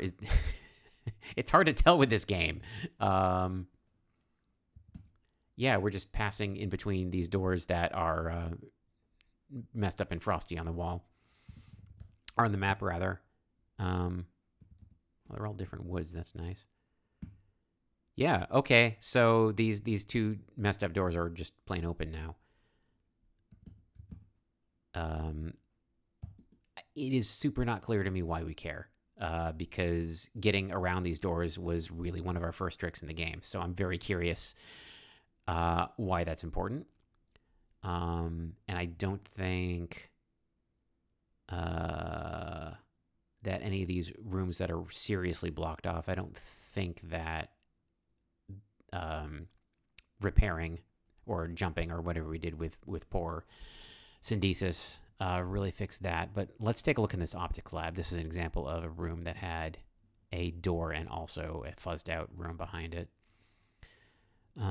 Closet door to the east is open, revealing a closet door to the east is open, revealing a closet. Okay, that's usually what you find between closet doors. Can you just go in? That's new. Okay, wasn't expecting that. Don't panic. Optics closet. Wow. Okay, glad I checked. This closet is sometimes used for storage, but the whims of March or scheduling have left it empty at the moment. In one dusty corner, you noticed a fist-sized glass bubble, which is rather dusty itself. Could this be elemental air and another source of it that we don't need to go to the medical wing for? This is a glass bubble, slightly dusty, with a valve attached. These bubbles are designed to contain elemental air. The inside surface is insulated with Bio's wax, hi Andy. However, this one is empty, or rather contains only the ordinary sort of air. That is weird, because the other bubble we know about is the one. So the only source we know of elemental air is inside of the medical wing. And you have to burn up some supplies to get in there. And that already has a bubble next to it. And you don't, use up that bubble. So this is curious to me. But we now have a spare bubble whose use is unclear at this time. Cool. Now I have to make the Oculus because, we have to make the donuts here. Conveniently, right there.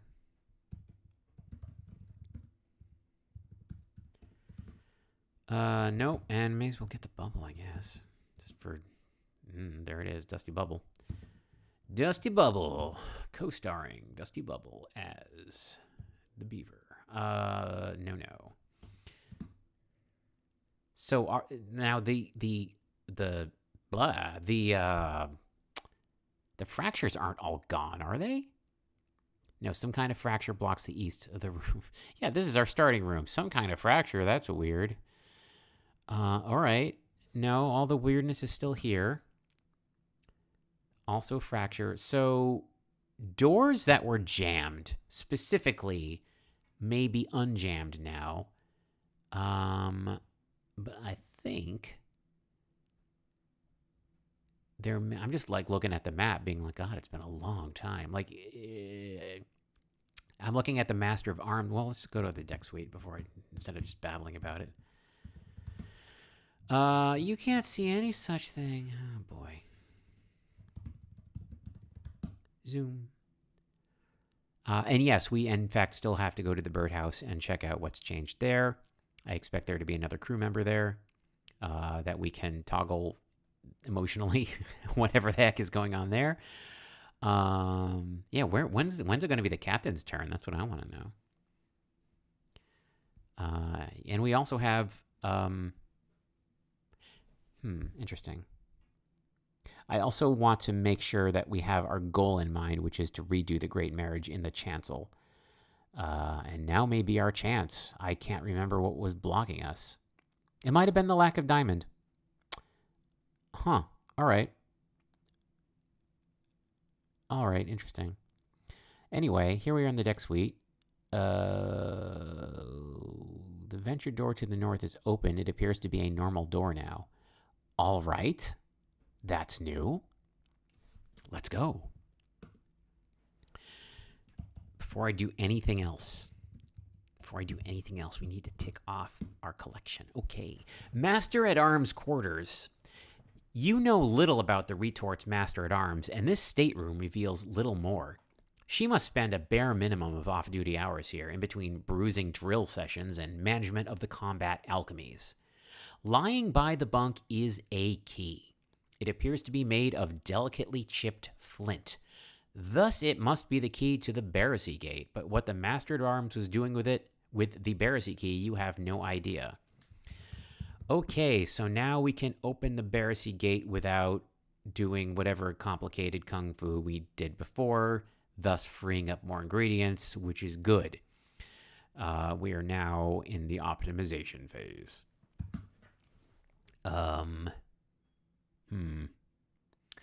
Nothing else to look at here. We have a key. Yeah, let's check it out. Why, this long-barreled key unlocks the Barassi. It was symbolically chipped from a single lump of flint. The wards are crudely shaped, but banded with delicate colors. Oh, that's nice. Huh, all right. Really nothing else here? Nothing else here. Ain't nothing. Just eyeballing any more doors that are stuck, and I think that kind of looks like all of them. Let's wander around a little bit. There's the place in the observatory that was mucked up. No, that is simply behind a fracture. Okay, now let's unlock the Barassi door so that Forsyth knows that they can do that.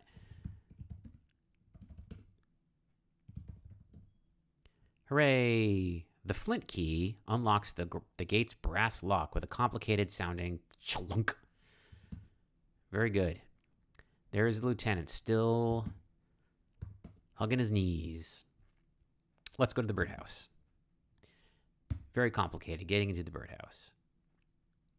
I will reread the whole room description. The birdhouse is a circular chamber with no roof. It's not open to the sky, it just goes up forever. The door to the east is open. You also see a cracked flagstone with a gap leading to a crawl space below. The name comes from a ring of metal pylons that take up the center of the room. You can see the fanciful resemblance to a birdcage, but the cage is empty now. The dragon is gone. Captain Hart, there she is nearby, standing with her arms crossed and a patient expression on her face. And I'm, again, pretty sure we read this. Here we go. Okay. Well, I guess each crew member is now hanging out by a bit of lore, and maybe there's an association here. That has just occurred to me. What does this have to say? To combine an etheric vibration, the transitory structure, with a spark of animation. This is a well-understood technique to create self-sustaining etheric form, e.g. memory daemons. But if the super aether or soul aether exists, just Gopinthian, then the same technique may be applied, ... Yeah, I think that's something for us just to keep in the back of our heads while we explore, and not something we're going to smash over the captain's head right now. So, Capitan, oh boy. Your perspective shifts. You're not sure what's bothering her. Your perspective shifts. You're not sure what she's waiting for. If something is bothering her, then her arms are crossed in an exasperated expression on her face. So she toggles between patient and exasperated. And again, okay, so there is still generally a positive and a negative version of. So okay, where are the crew members? Let's triangulate them. We got the ensign on the bridge. We have the captain in the birdhouse. We have the lieutenant in the Barassi. As far as I know, we have nobody in the maze center unless I am there, because I am also a crew member. And I'm going to punch my microphone. That wasn't out of frustration. That was just out of... I need a sip of water. Excuse me. This is interesting enough that I've let my coffee get cold, and I'm not going to sip that anymore. That's bad alchemy. All right, so I suppose the crew members are now... they feel like they're where they're supposed to be. Like there is a general feeling that things are set up and in place. Pause is still smiling. Oops. I wonder...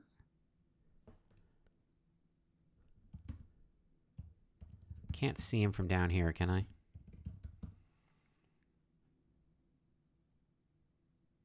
No. I'm just going to trust he's up there. So if I go to the center, nothing happens. So now all the... Where's... You know what? No, there's one more. There's, what's her face? Andorus. So there are 4 wandering crew members who, in my hypothesis about what's going on, all of us are actually just adventuring on our own trajectories and to each other, we appear to be frozen in time. But then every time there's an advancement, we all move. So I think my hypothesis is that each of the five of us who are bouncing around the marcher are all adventuring along different threads, and we just happen to be on ours. That is my hypothesis. That is my working theory. Not that affects my play, but that's how I'm reading it. So now, yeah. So three of them are now on the dragons that were subsumed, but Andrus is still. She is not in the thing. And I can't make Numa fix itself, but I fixed all the things that were broken. So maybe it is time to go for the great marriage again. Huh. Can we do that? Can we just reset and go for it? That would involve what? That would involve going to the chancel and then seeing what we're missing. And I think I took stock of that earlier, and I really can't remember. I think was the only thing that I was missing was Earth, in which case, yeah, we can sub in the diamond now, finally. Let's see if we can go to Andrus, because I'm curious about that. Yeah, here she is, just doing her thing, as usual. And we still haven't found a jade bead anywhere. No, we have not. Okay, well, let's reset. Let's go to the chancel, because we can do that. Yes, I agree. We do. If you don't mind. Oh, because I didn't type go to, I typed go. Yeah, never mind. Okay, here we are. Oh, we're stuck. What happened? Why can't we go straight to the chancel? We've totally done it before. That's weird. Now I'm confused. Huh. That's unexpected.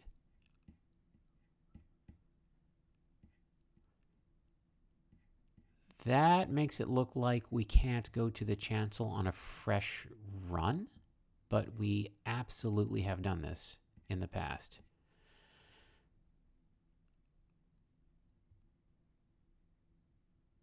Oh, because the officer to imitate is now in the birdhouse. But we need to find a different officer to imitate, and we have a key that takes us to one. So this is slightly different. So, okay. We need to do this slightly manually. If I recall correctly, the lieutenant is in the Barracy and is simply behind a locked door for which we now have access to the key.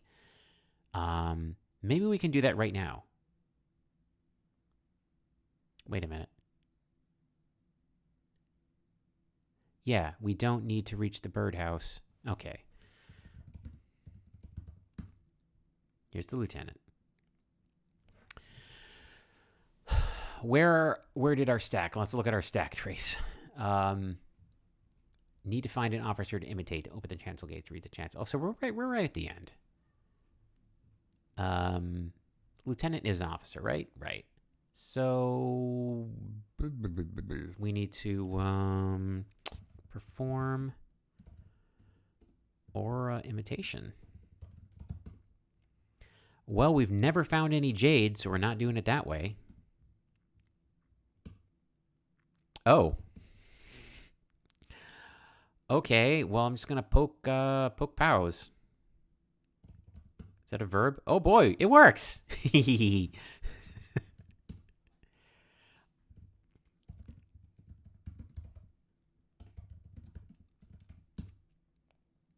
Oh, come on. Oh, I have 2 quartz prisms. Why do I have 2 of them? All right. Too much quartz. Hehehe. Fun. Okay. I'm very... Zarf, thank you for implementing poke as a verb. I think that's not part of the standard library, is it? No, I don't think so. But it's just it just went in as a synonym for touch, and therefore touch with. It didn't occur to me to try until now, and now for whatever reason seemed like the perfect time. So, up we go. Oh, we can't do this anymore. Oh, yes we can, because the fire's out. Fire's out. Let's do this for now. Oh, here we are. Okay.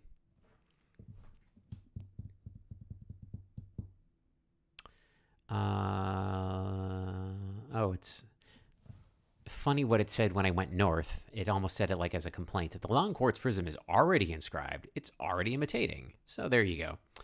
Just sounding out the logic as it went. Not a complaint. Been here before. There's Grendel Ceiling again. All right. So, great marriage. I know we need the billet. We need all 4 things. We need the resinous note. That's it. So what are we missing with elements? I think we're probably missing fire, and we just need to make another one of those first. Oh, we have one. That's nice. Okay, so we're just standing around with elemental fire like a dope. No,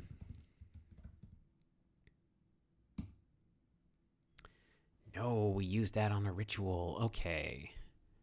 So that might be a problem if we don't have elemental water, and I'm not sure how to replace that.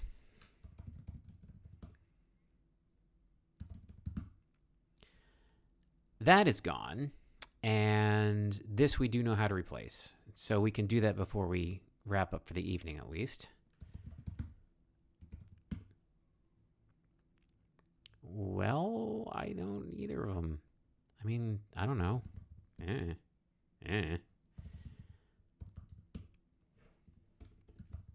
But it doesn't have elemental air. Right? This one is empty. It contains only ordinary air.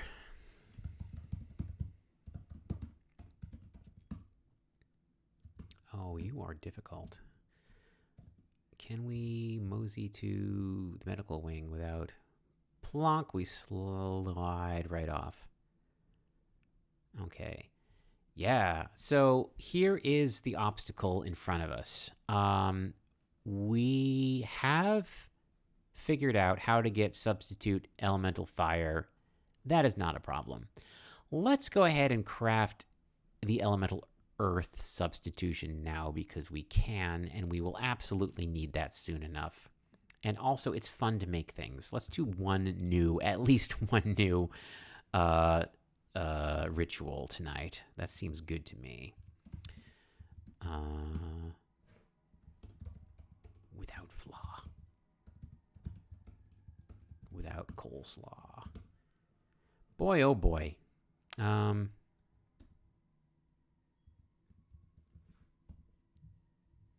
What did we call it? I can't remember.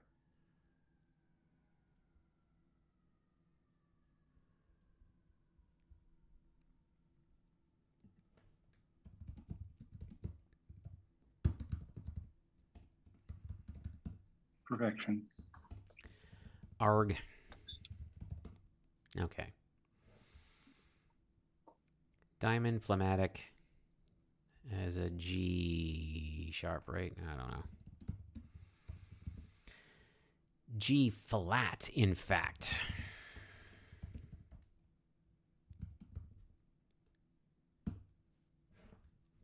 Do I have that in my notes? Oh, it is in my notes. Never mind.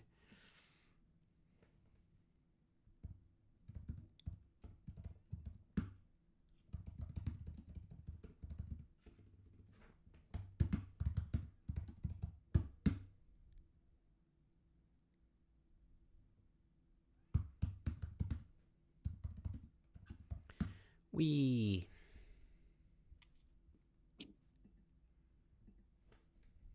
All right, let's work this.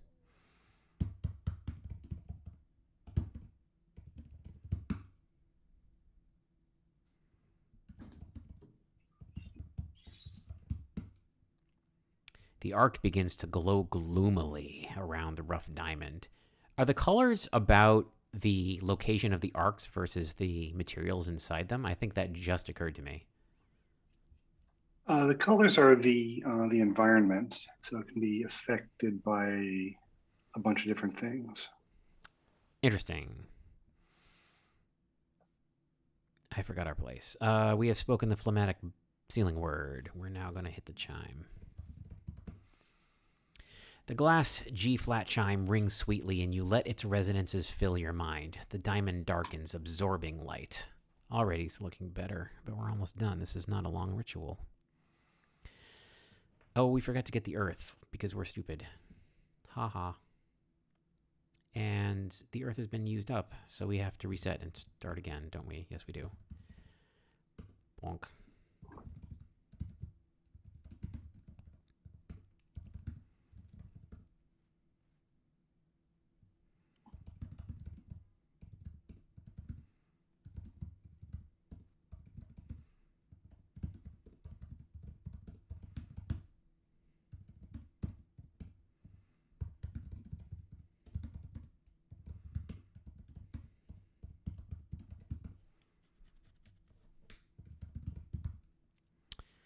Is this right so far? Yeah.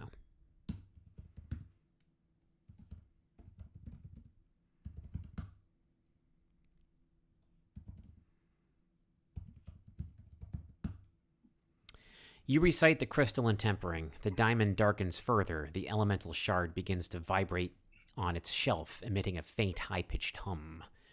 Then, with an almost audible shock, the ritual closes.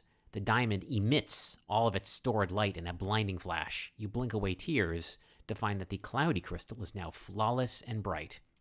Now that's a nice trick, Swabby.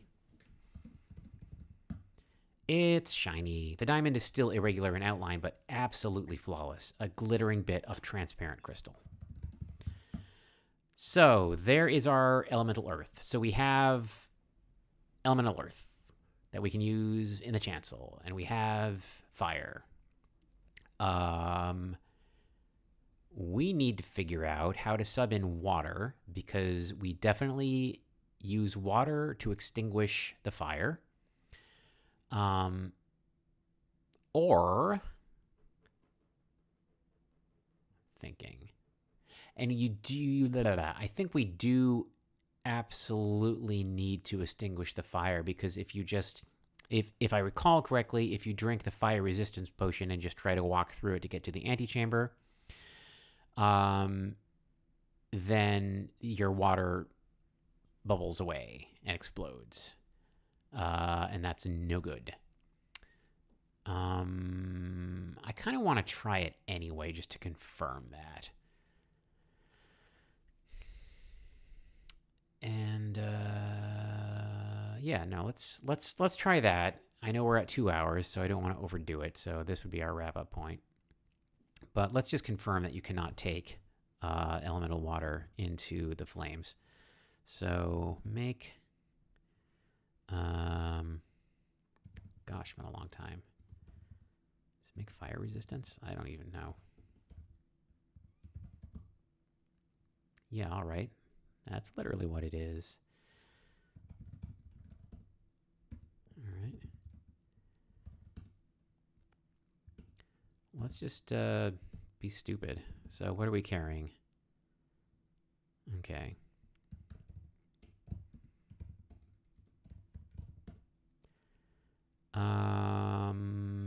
Standard problem. The what now? You forgot to pick it up. Oh, I thought typing make would automatically pick it up for you. Apparently not. I am misremembering. Oh no, did you use it? Oh, you used it. Sorry, it's in this go to water sequence. You used it up. You can make another one, but you drank it. Oh, yeah, okay, that makes sense. Been a while.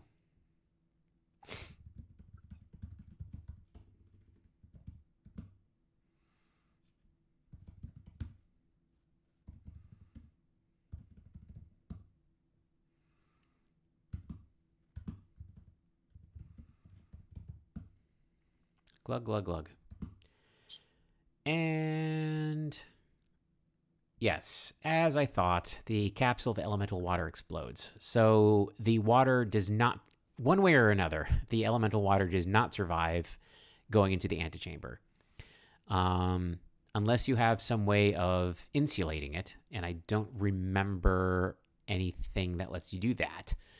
And this is not a manipulate medium dry goods sort of game, so you can't find a box to put it in. So there is an alchemical solution here, which is either finding something appropriately watery, or somehow protecting the water sample itself, but that doesn't seem like the right kind of thing. While we're just standing here in the fire, it was incinerated. Okay. Yeah, so I don't know what to do about that, and this might be a good time to wrap up. So that's good. What have we done today? We have, quote, fixed, unquote, all the dragons. That has unlocked 4 doors. I see some motion in the chat. Doug says, but you can go through the Barassi crawlway now. And I'm saying, can we? Yeah, you verified that. The crawlway and the Barassi front door are both open. But do these connect? I mean, Doug is saying you can do that to go underneath the fire, but I do not think that these things connect in the way that he thinks they do. Like, that doesn't help you get past the fire. I will demonstrate. So as you can see here, having moved, yes. So this is a crawlway that passes underneath the antechamber, where it sort of looks on the map like it connects in there, but it doesn't. So if you try to move east, it is a fracture. So that I mean, he's technically correct. You do go under the fire, but that doesn't actually help you get into the antechamber. I believe the only entrance in the antechamber is to pass through the fire or to extinguish the fire and then walk through it that way. So to reiterate, what have we done today? We have mushed all of the dragons into one. I suppose another thing we could do is make, if it's useful to us, we can make the fulcrum again and have Numa follow us around like a puppy, which is a nice trick.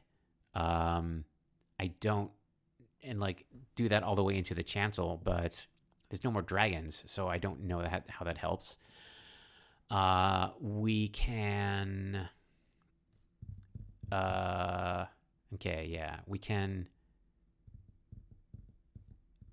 go into the Barassi, and we already found a reason to do that, because then we can just tap the lieutenant there without needing to expend any ingredients in order to get into the chancel. So that was good. That was a sub part of this puzzle that we have done. We have opened up access to both the deep lab and this passage. It's curious to me that it's a puzzle at all. The passage where we are right now.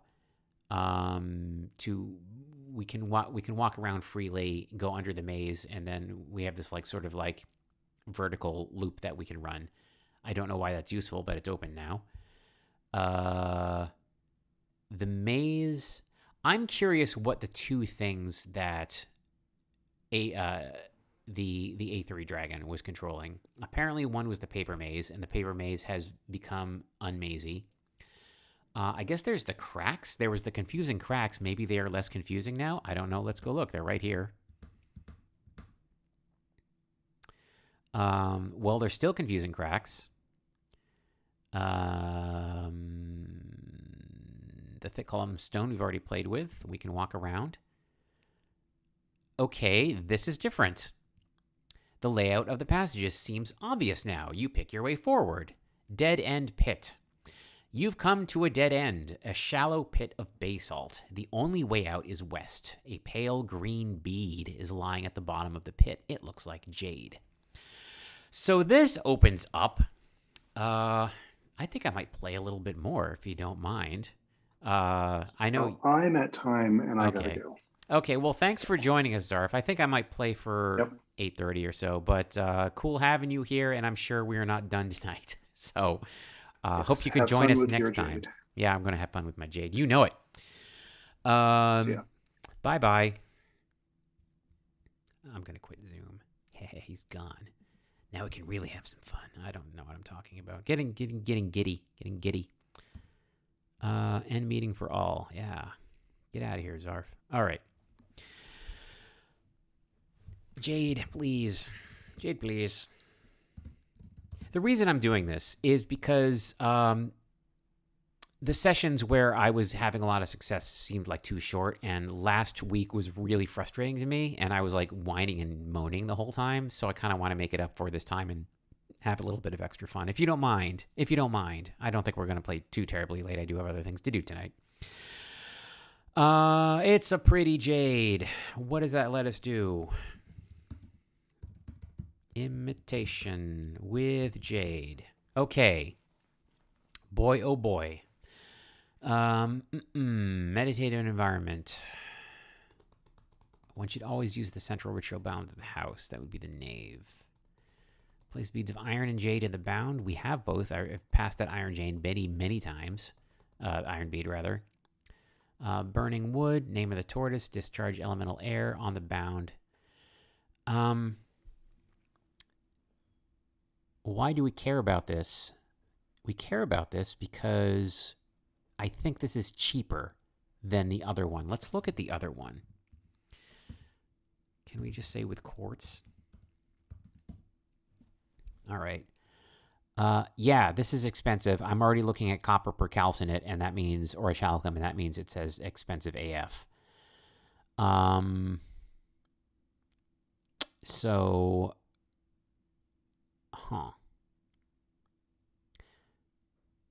all right. Let's do this. Let's make this one. I'm going to copy that into my notes. I want to see how far we can get using this. I'm going to delete my notes about the fulcrum because we don't care about that anymore. And I'm going to delete my notes about the diamond because I don't care about that. Lead increase. With luck, we'll never need that again. Foreign aether we've done.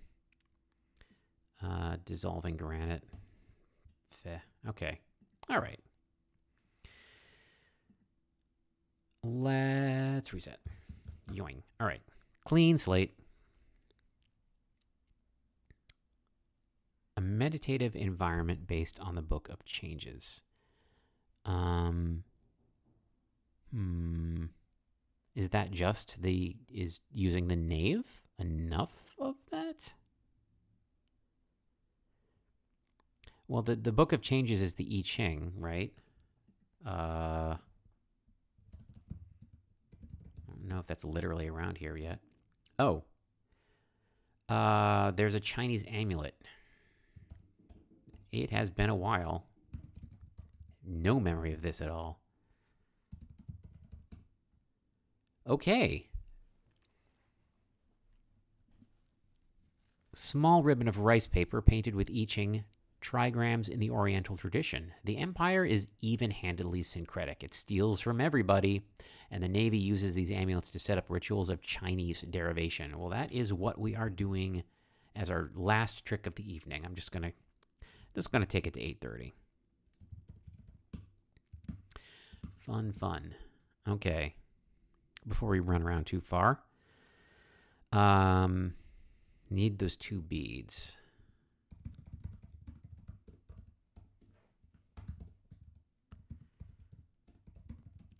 I don't think we've ever used this before.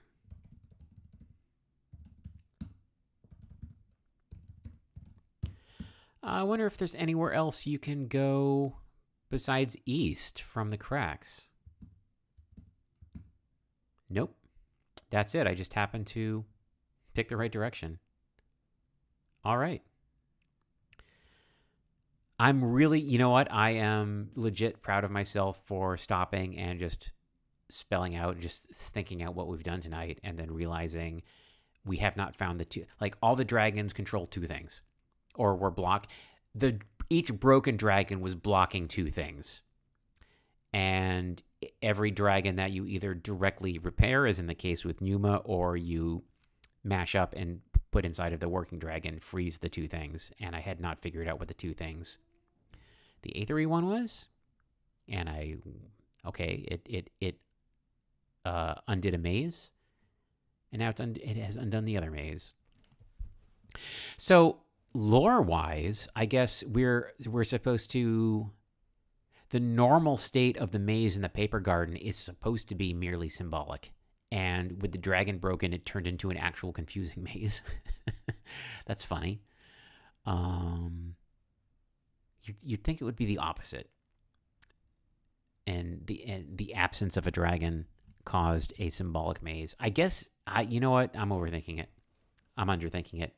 We've solved the puzzle. We're moving on. We're making a ritual. We need to be burning some wood, and we need elemental air.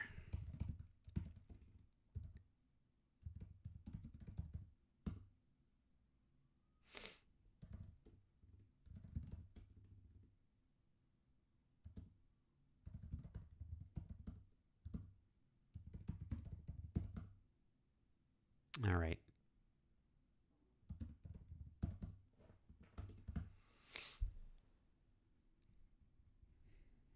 Mm-hmm.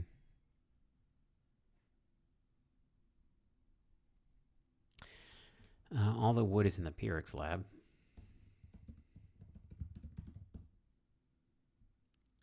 And now we need some wood that burns slowly enough that we can use it. Oh gosh.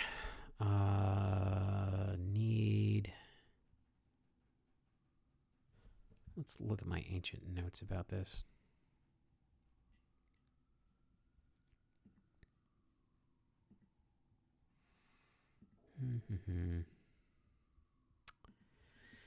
Okay.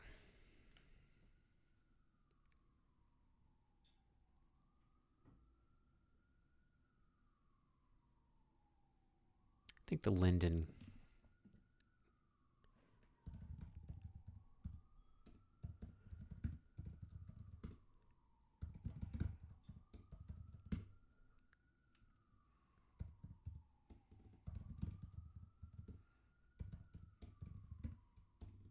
Ignore. Okay, undo that.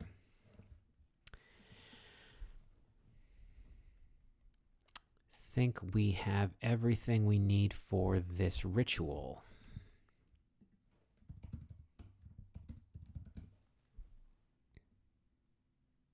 Here's the thing. It says one should use the central ritual bound of the house, as the symbolism of this tradition always places the 5 elements in perfect balance. Does it mean the chancel or the nave? And we have a note about that where another adventurer was like, oh, if you find this note, and I'm wondering if, like, is it the nave or is the chancel the actual central one? Look through our notes here.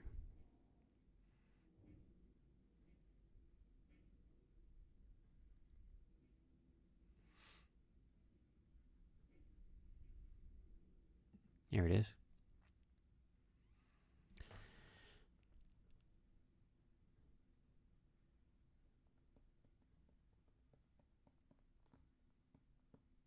Huh.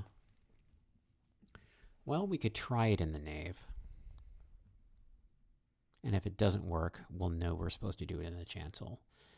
I mean, here we are, and it's a lot easier to do this here than mess up all our ingredients and do it in the chancel. Also, yeah, it would be cheaper to do it here. No, we have to go to the chancel anyway, of course. Let's try it here first. Let's just try it here first. And I have a suspicion this won't work because it's not central enough. But I want to see it. I want to see it fail if that's the case.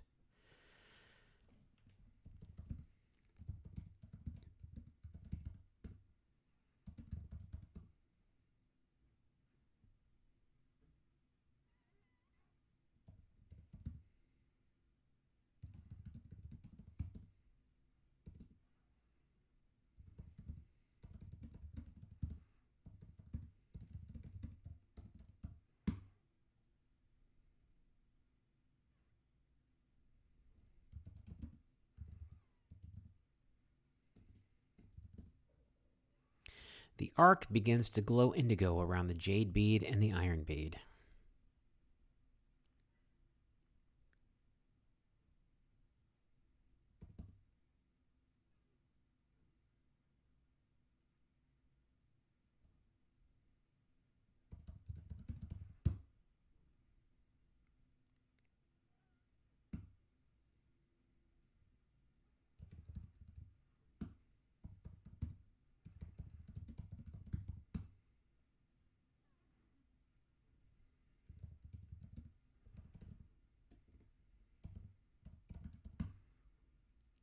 You call out the name of the tortoise in a firm voice.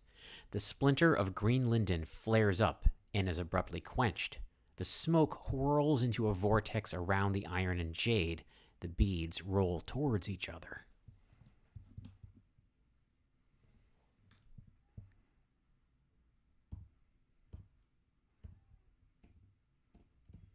I'm going to say discharge because that's the verb in the ritual instructions.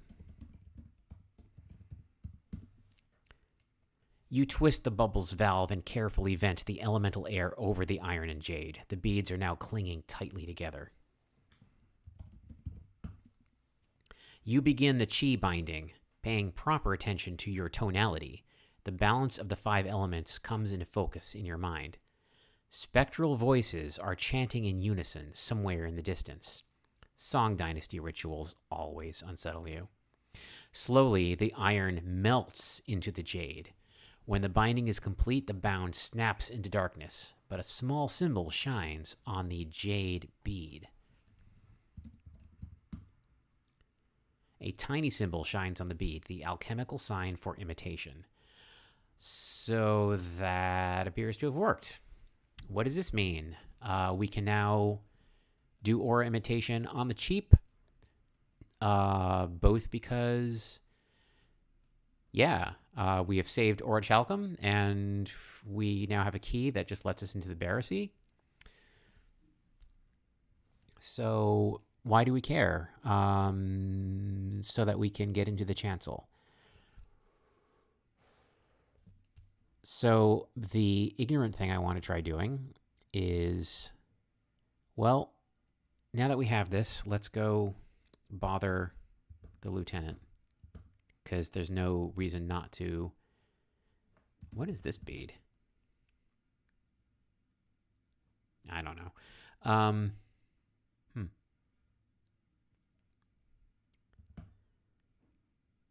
We're just here to bother the lieutenant. Let's go to poke bows again.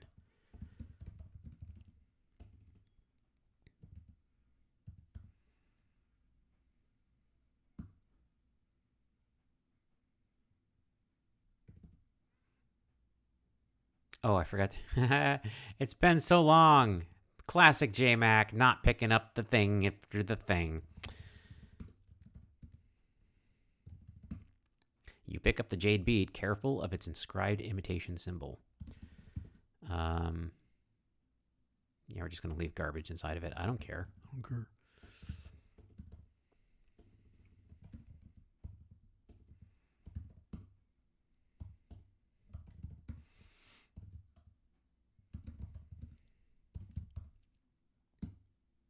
Okay, we have charged the bead up with Pauz's aura. So now I am going to try to charge into the chancel. See how far we get.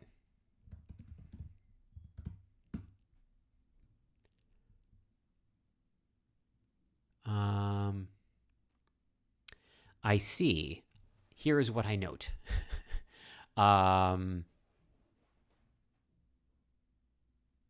In the heat, I'm just going to read this. The burning splinter of elemental wood catches fire. The scratched bubble and the torchlighter shatter.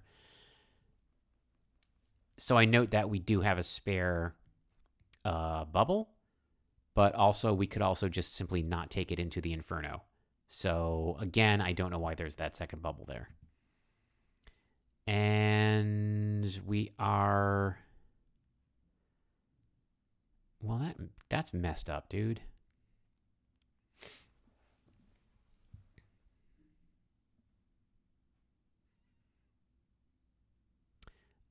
Okay. we did things in the wrong order because we just, let's reset. Womp womp. Let's just make the fire devourer, put out the fire by ourselves.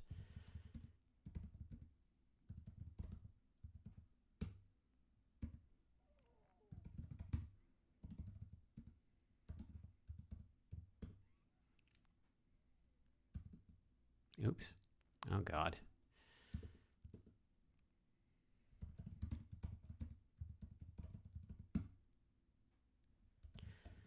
Sigh.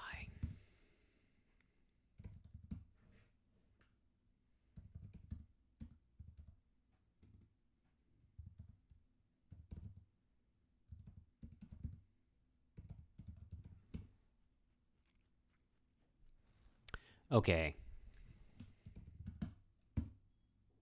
Oh, we never checked the dead end pit for... We have to do it. We have to do it. We have to do it.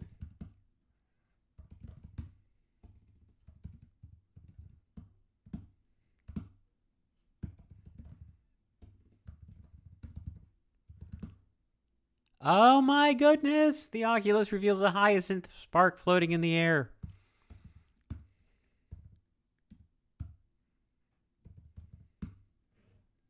You focus on the hyacinth spark through the Oculus. A new memory comes into focus. And when she looked into their shadows... That's all you overheard. You consider these memories. I love it. I love it. Okay. I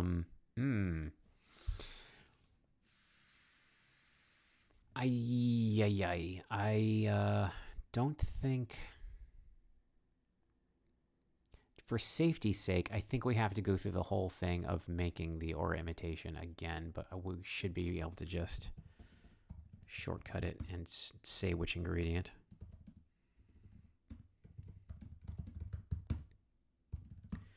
Zoom. Yoing.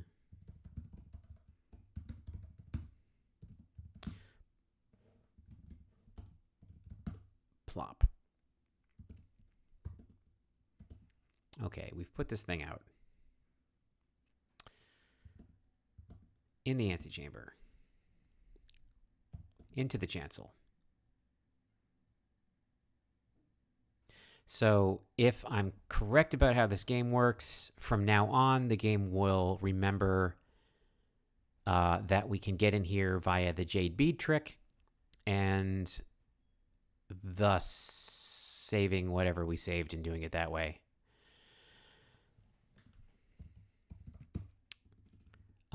So currently, I'm still holding that gold rod. So we have...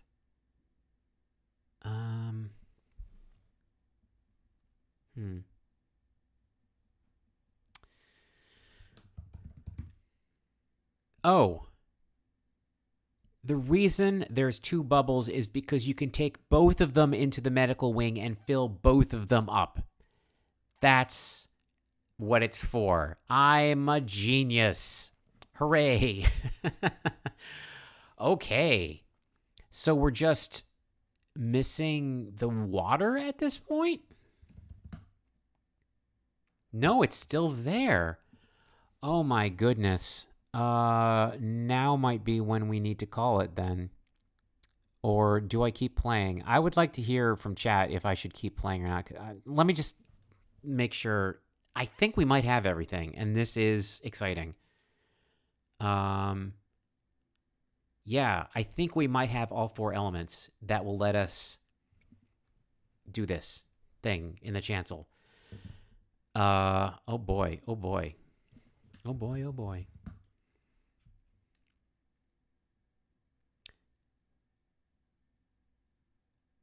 Wow.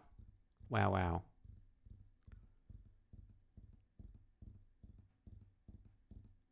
I'm drumming my fingers because I want to reset and just do this right now. I'm going to go for it. Okay. Running over here.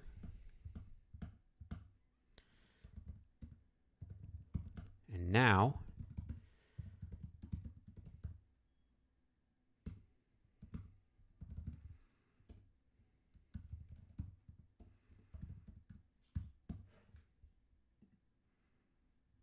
Yeah, I feel it feels wrong to stop now because I think we might literally be in striking distance of doing what might be the final thing. In which case, I don't want to like delay it for 2 weeks and then be like, oh, and then we play for 10 more minutes.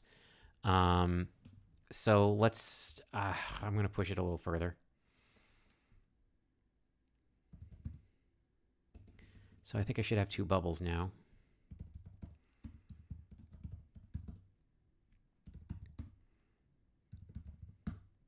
Okay. Now that we have that, we should be able to do the other thing with the other thing.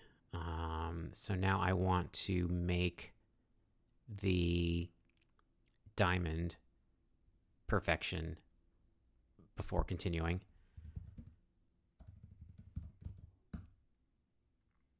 Oh boy.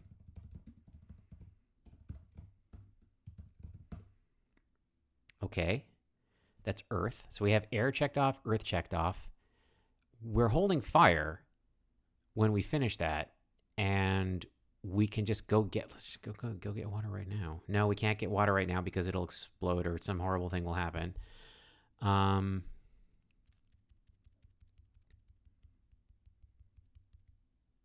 Nervous. If I say go to chancel now, will everything get messed up?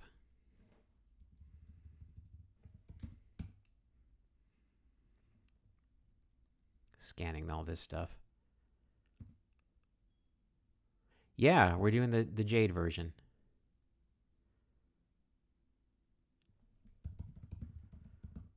Oh my gosh, I think we can do it.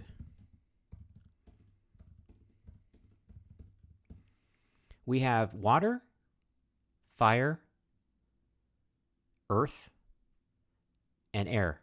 I see all 4 of them there. Can't forget our rosemary.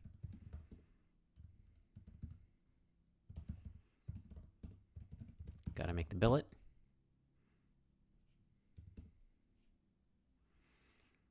Oh my gosh, I think we can do it.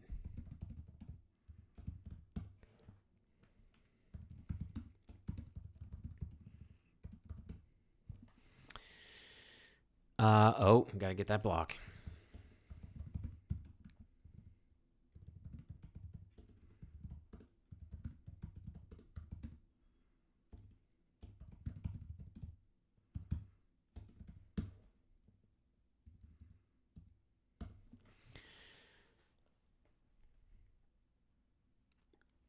Yes, Bathsheba, we had about like where the center of the house was. So we did have a lodestone of centralization or something like that.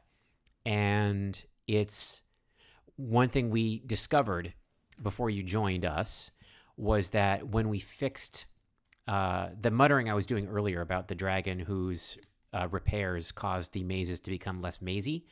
Once that happened, you didn't need that anymore, and you can just walk through the maze and the cracks unconfusedly, and that is what that lodestone was for. We found earlier in like several sessions ago, we found a note by some mysterious predecessor who said they had tried to do the great marriage in the nave, and they were wrong. And they're like, no, it has to be done in the chancel, but I can't do it. I hope you can. And I think we're about to do it. So this is it. This may be it right here, friends. You may be witness to glory or witness to Act 5, one or the other. But I do think we have everything. Let's go through it. Orderly environment, that was a block. Marcher invocation, yes. Signifier is the billet. Waft or resonance note is the rosemary, and I really do love that connection way back to the beginning of the game. The 4 elements, absolutely. And then invoke the dragon. I don't know if we ever got a chance to actually invoke the dragon, whatever that means. Maybe we need to have Numa in here on this. I don't know. Whatever. Let's go for it.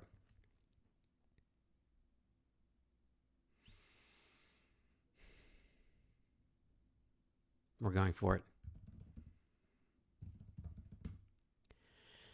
You take a breath, trace the bound in your mind, and intone the marcher's ceiling. The arc begin. Oh, I messed it up. Ugh. Abort. I can't even remember what the cancellation one is called. Oh my goodness.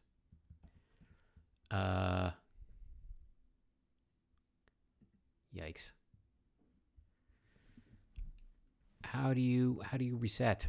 I can't remember. I can't leave the room because I won't be able to come back. Oh no.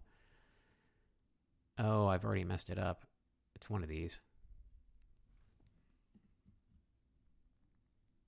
This is embarrassing. Haha. I oversold it. Unsealing? There we go. Okay. Deep breaths.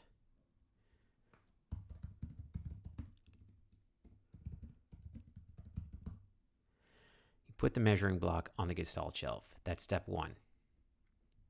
Now we employ the Marcher's invocation. I guess there was undo too. That's where my mind is right now, Doug. I did it in character. It's cooler.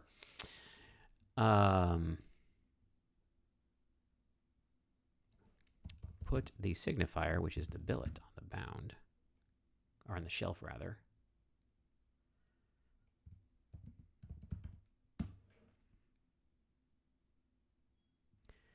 Wave that rosemary. The air seems to sharpen. Now just plop everything in from the top. And they all go into the bound, right? Not on the shelf or anything.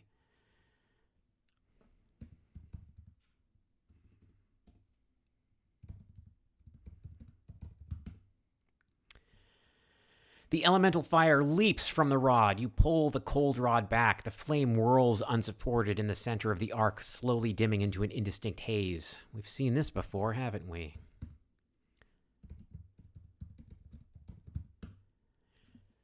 The perfect diamond sublimes away into nothingness. Maybe that's good? I'm gonna say yeah.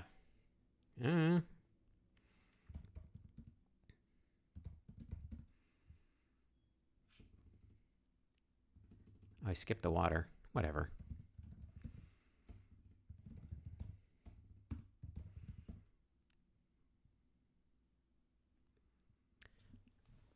Well, it started out very promising, but this all seems kind of, I don't know. You crack open the capsule and pour the elemental water into the empty bound. The drops sparkle just that little bit more than ordinary water. This is a lot less impressive than it was the last time we did this in the nave. But we only have one element left. Okay, what happened? That was a plat. Yeah, okay, we're in Nowheresville. What went wrong?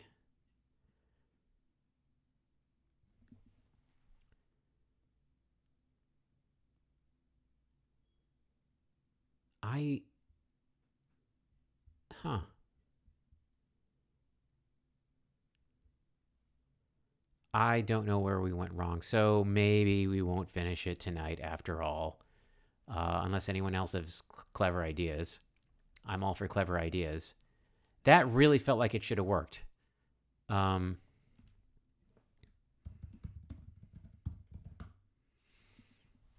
Why? Maybe the diamond is not an earth substitution. Was I wrong about that?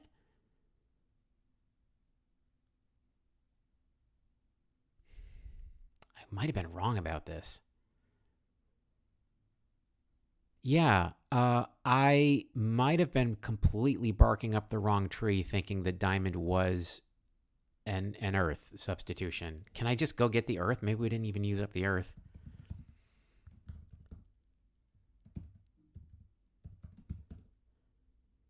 No, we used it. Oh boy. Yeah. So we just fried the diamond. Somehow. You don't use the earth in making the diamond. See, I guess that's why I thought the diamond was an earth substitute, because you sort of copy it. But the earth doesn't get consumed when you make the diamond. Well, doodly doodly. Okay, so we're still missing earth substitute after all of that. And it ain't the diamond. Dang.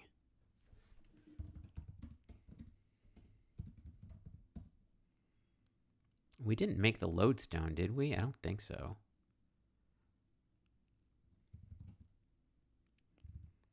I mean, let's just try to make it just for fun.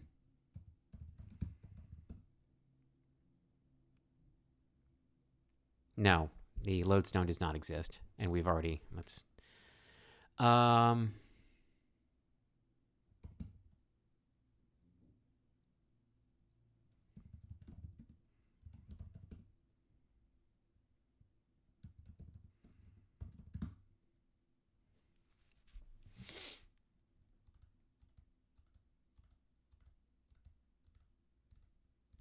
Where do you use... I have no idea what ritual you use up the earth in. So... I don't know. So close. So close. I think I should call it, because my stomach is rumbling, and I'm just going to make more mistakes. Maybe the diamond substitutes something else that needs elemental earth. I can't... Where do we use earth? I couldn't tell you. It's not... I guess we could go through every step we need to get... All we're doing is going into the chancel. And...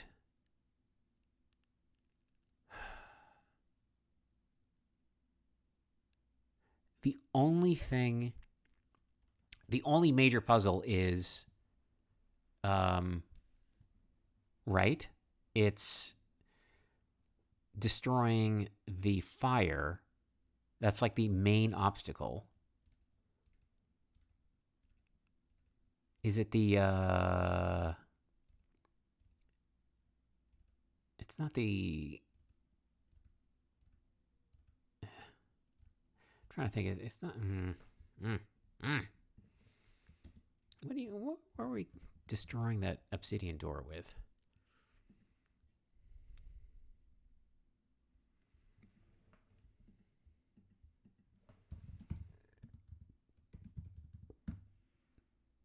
Yeah.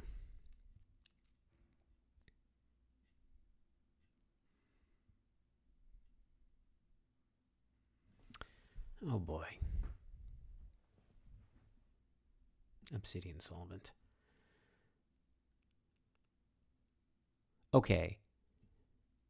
To destroy the obsidian solvent, to make the... This is what I thought. To make the obsidian solvent, which gets us through the black door, which gets us into the antechamber, we have to use up the elemental earth. That's it. So, Doug's suggestion is to use a diamond instead. Maybe. And Sheba's saying do it, but last chance. Yeah, let's just try this, and then I'll call it a night if this doesn't work.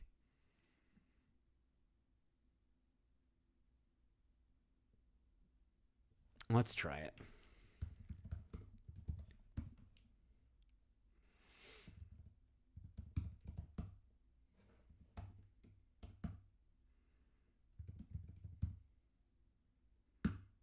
And there's the perfect mud, but I don't think that helps us. Now, the perfect mud uses up the water, and I'm pretty sure there's only one water. So forget about it. Right?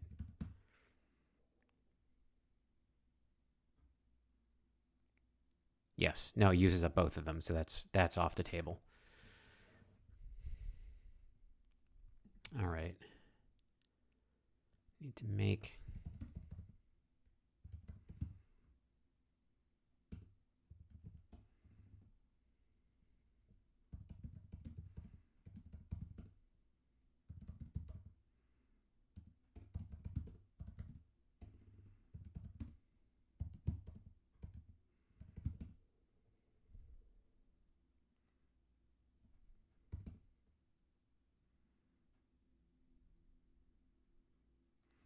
Doug says, I do remember something telling us about a diamond. Was it a fact? Maybe that's what's in my head. God, so many facts. I wish the facts were more accessible. I will be honest with you, behind Zarf's back. Oh, it ain't that.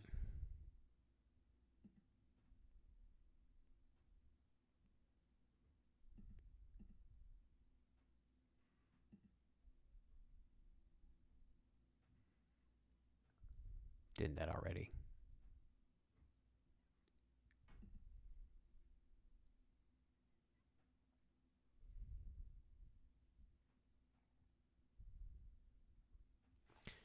I wonder if we can recall substitution.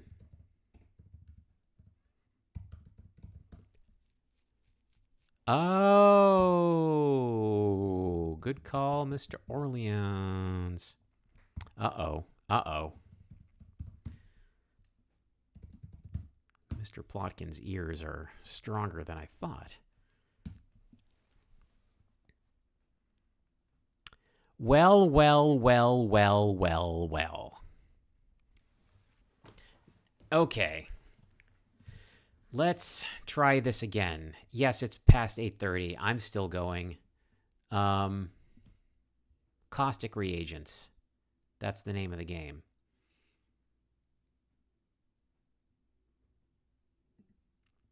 Does the Earth still exist? Or did we already use it up? Yeah, it's still in our hot little hands.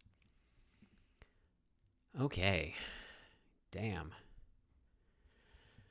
All right. We're still doing this. I want to go to the chemic lab. We're in it. We're there.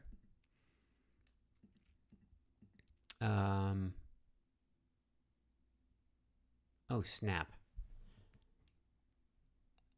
And I have to go get the obsidian chip, which I think is hanging out by the door, right? So I need to drop everything lest it explode. Okay.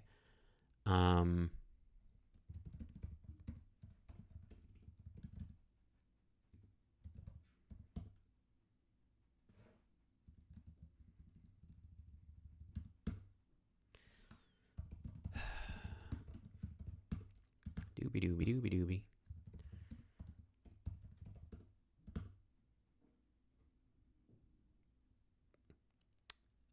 I thought the obsidian chip was here, but maybe it is not here.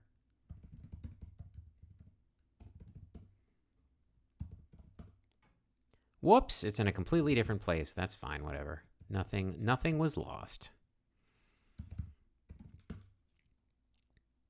Where were we? Nice that we can just move around like this now. Nom nom nom nom nom nom nom.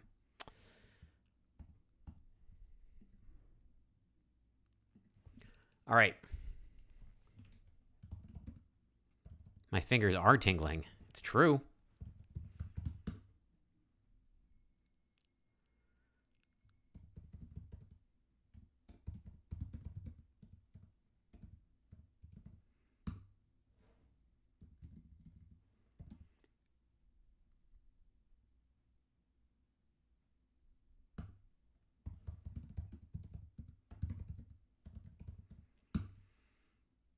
You drop the perfect diamond into the retort. The bounds pearly light ripples. Could be bad, could be good. Oh, snap. I meant to go get the... Oh, no, I don't want to do this at all. Come back, diamond. I forgot, I don't want to put the obsidian in. I want to put marble in. Blarg.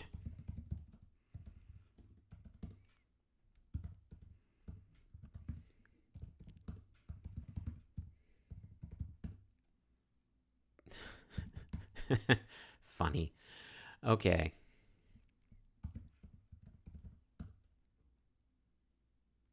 Yes. Get out of here. Oh boy. How do I... Thank you. Oh, did I use up the bomber-iatic? Is it all gone now? Do I have to start over? Yes, I did. Da-da-da-da-da-dun.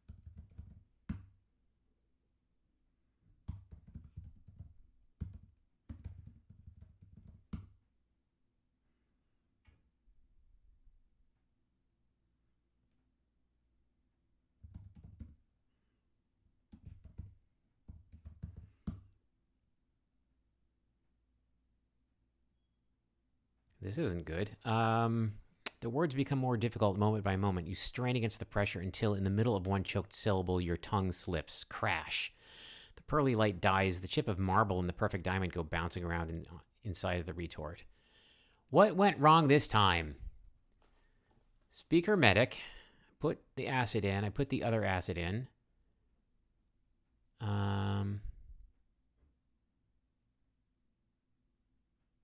What did I do wrong? Well, I guess I'm using the diamond instead of elemental earth, but I really feel like this should work, but it does not.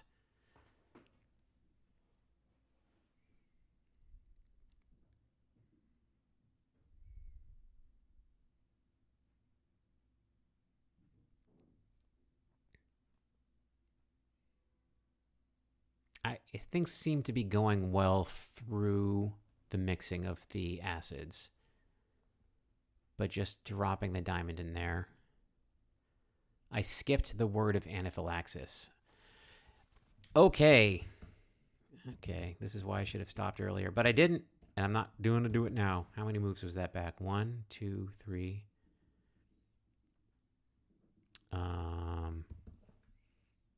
Still have the diamond. Okay.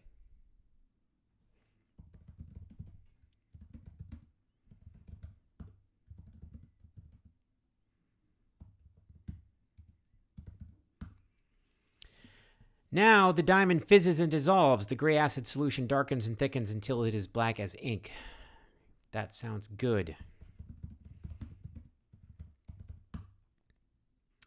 That also sounds good.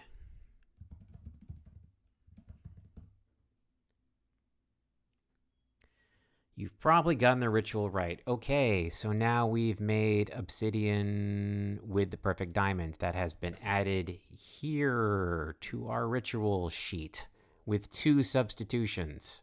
That's a double substitution. I think that may be a first for our playthrough. What does this buy us? This means we have elemental earth. Let's go get that and do all the other things. Gonna try one more run at this, folks. One more run. Oh boy, oh boy. Okay.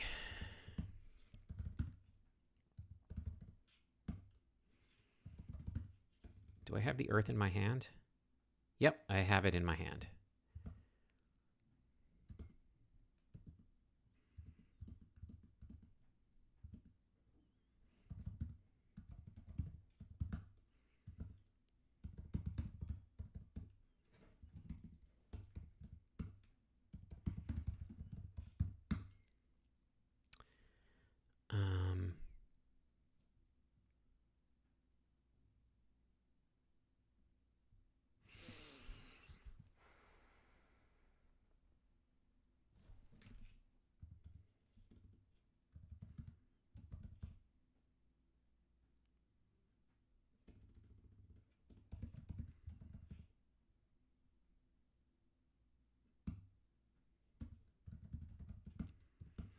Again, elemental check. We have water. We'll have fire eventually. We have water. We have 2 airs. We have earth. If we go to the chancel, will everything get messed up? I can't remember how I got there last time.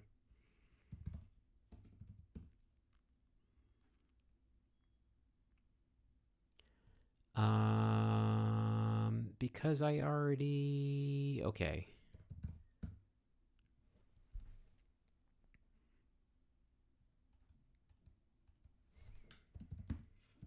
Again, we have to do this by hand. So be it.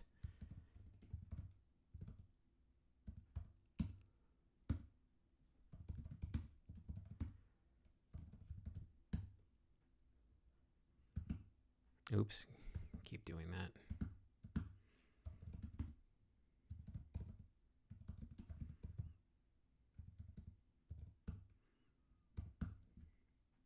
Now we have gold, fire, water, 2 airs, and earth.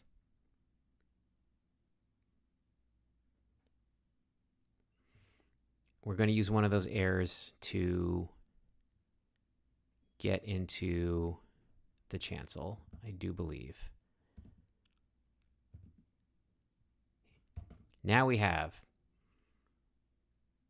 I forgot to get the ding-dong rosemary.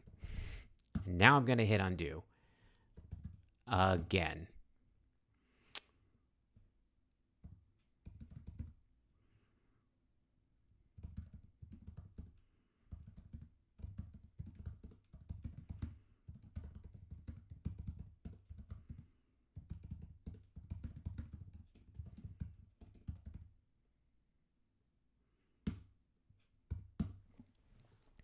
We have block, we have rosemary, we have fire, we have water. I forgot to get the billet.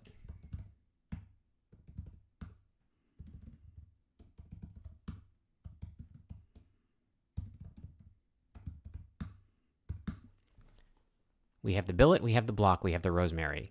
We have fire, we have water. We have air, we have earth. It's actual earth this time. We're going to try this one more time.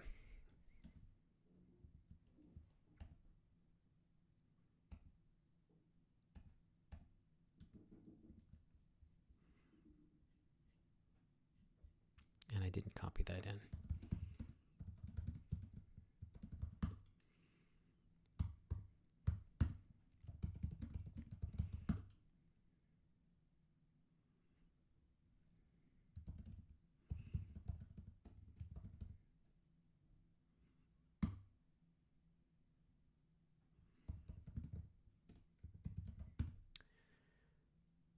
And if I mess anything up, please let me know.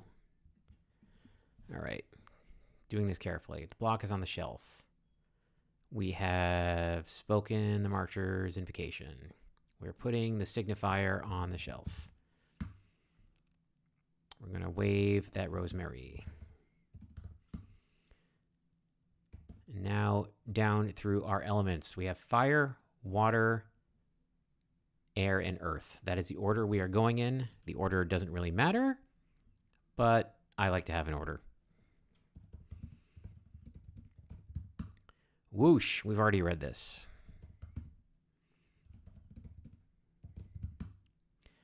Okay.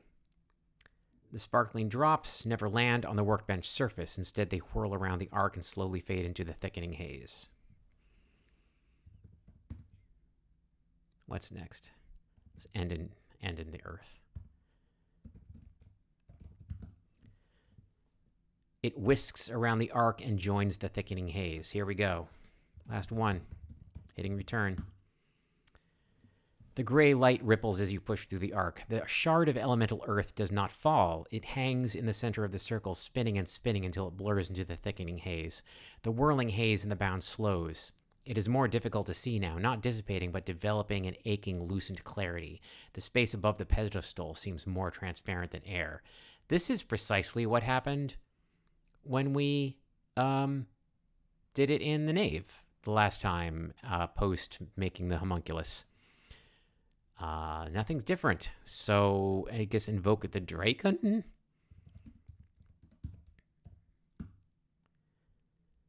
Nothing has changed. Boy, are we supposed to have Numa in here? Because we certainly did not do that.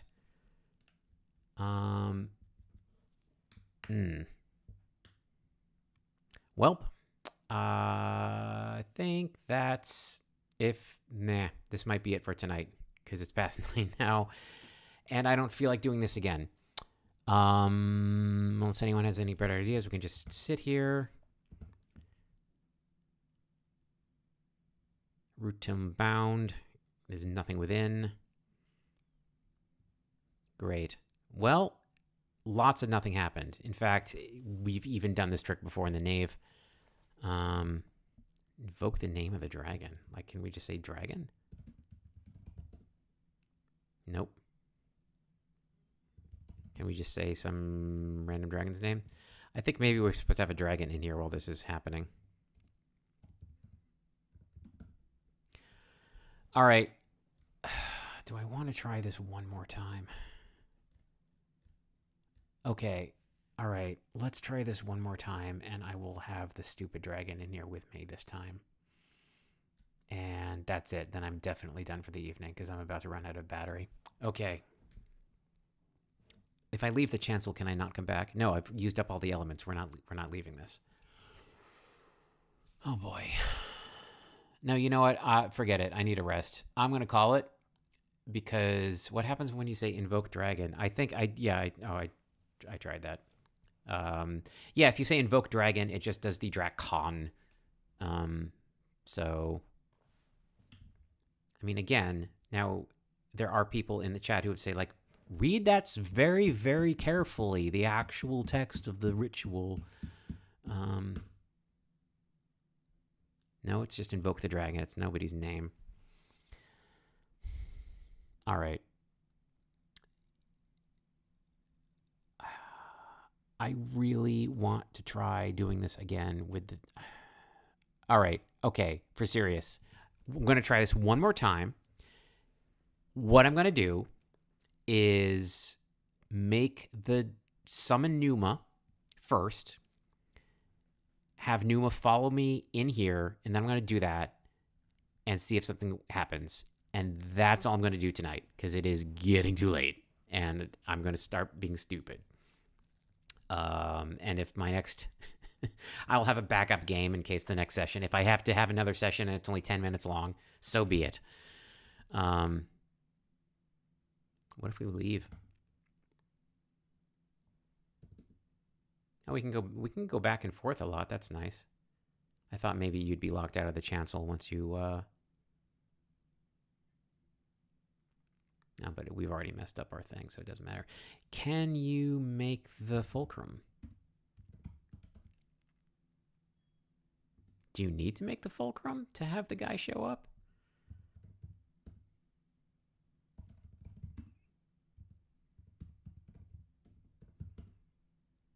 Yeah, you totally can.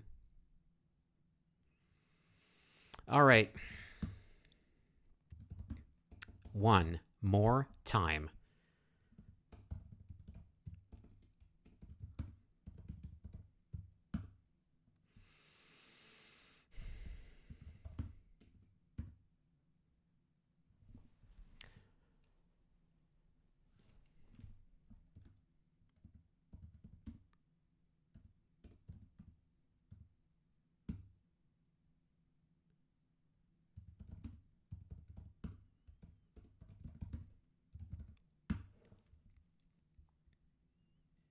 Why did I think we would be done with that?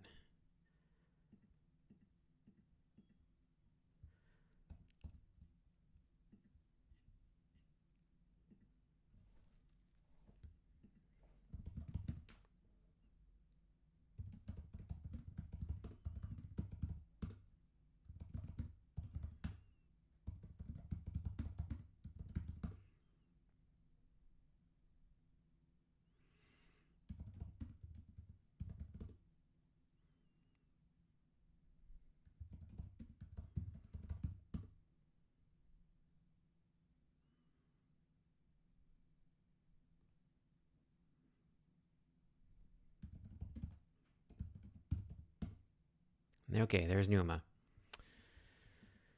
And now everything else. Doug asks, can you just perform marriage now? I will show you why the answer to that is no. It's because one of the facts is...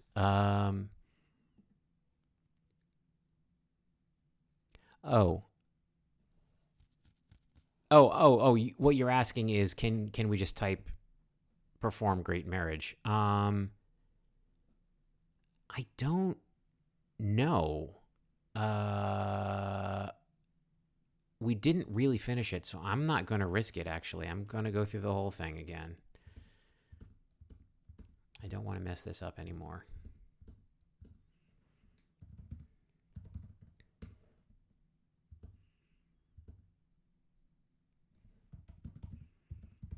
It's not that much of it. It just takes a minute.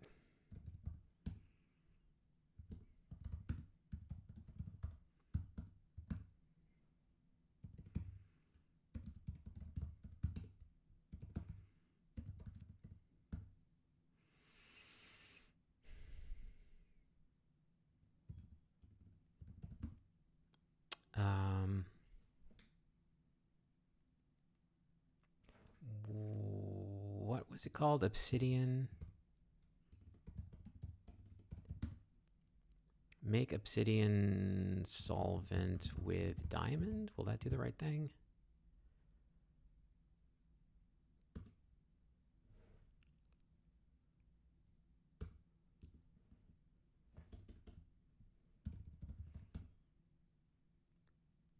Yes, it automatically did it with the diamond, so that was nice.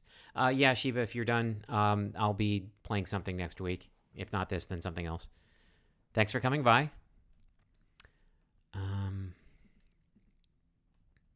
This is my last gasp at this, though, tonight. I swear. I swear. Boy, oh boy. What am I doing?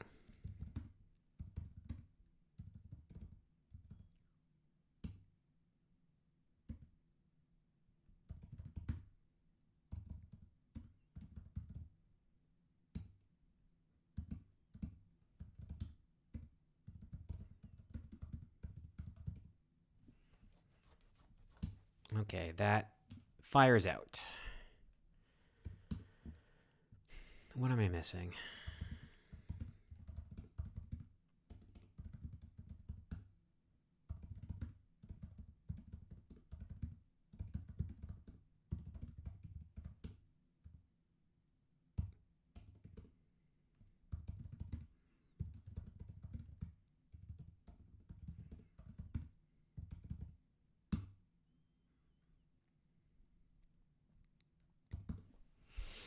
Block, billet, rosemary, water, fire, earth, air.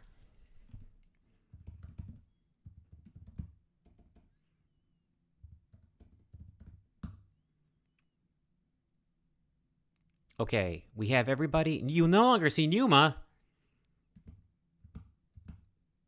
Numa, come here. No, come here. Come here. Don't stay there. Why you no come here? Why no? Why don't you come into the thing with me? Numa, why did you not? What's wrong with you? What's wrong with you? Why? I guess, I don't know. I was just following a hunch. Okay, I'm done. It's Numa's not coming into the room with me. And I don't know why that is. So I'm just going to leave it here. And yes, thank you for joining me for an extra long, extra mysterious episode. I looked at a lot of hints, and I also didn't look at a lot of hints, and we made a lot of progress. I feel we're very near the end. I don't regret straining at it for an extra hour. It's just that last mile. And I might fall into the temptation to play this before next week. I probably shouldn't. No. Let's finish this next week. You know what? I will have a backup game if we finish this really quickly. And that's all there is to it. So please, 6 p.m. Eastern Time next Sunday. That's when we play IF here on Jmac's YouTube. So thank you all for joining me. This has been a lot of fun. and we're so close to the end of this game. I know that we are. I just wish I knew what was missing, but perhaps the answer will come to me in the shattered time where a week is as a minute here on His Majesty's Marcher, the Unanswerable Retort. And I will see you next time. Bye-bye.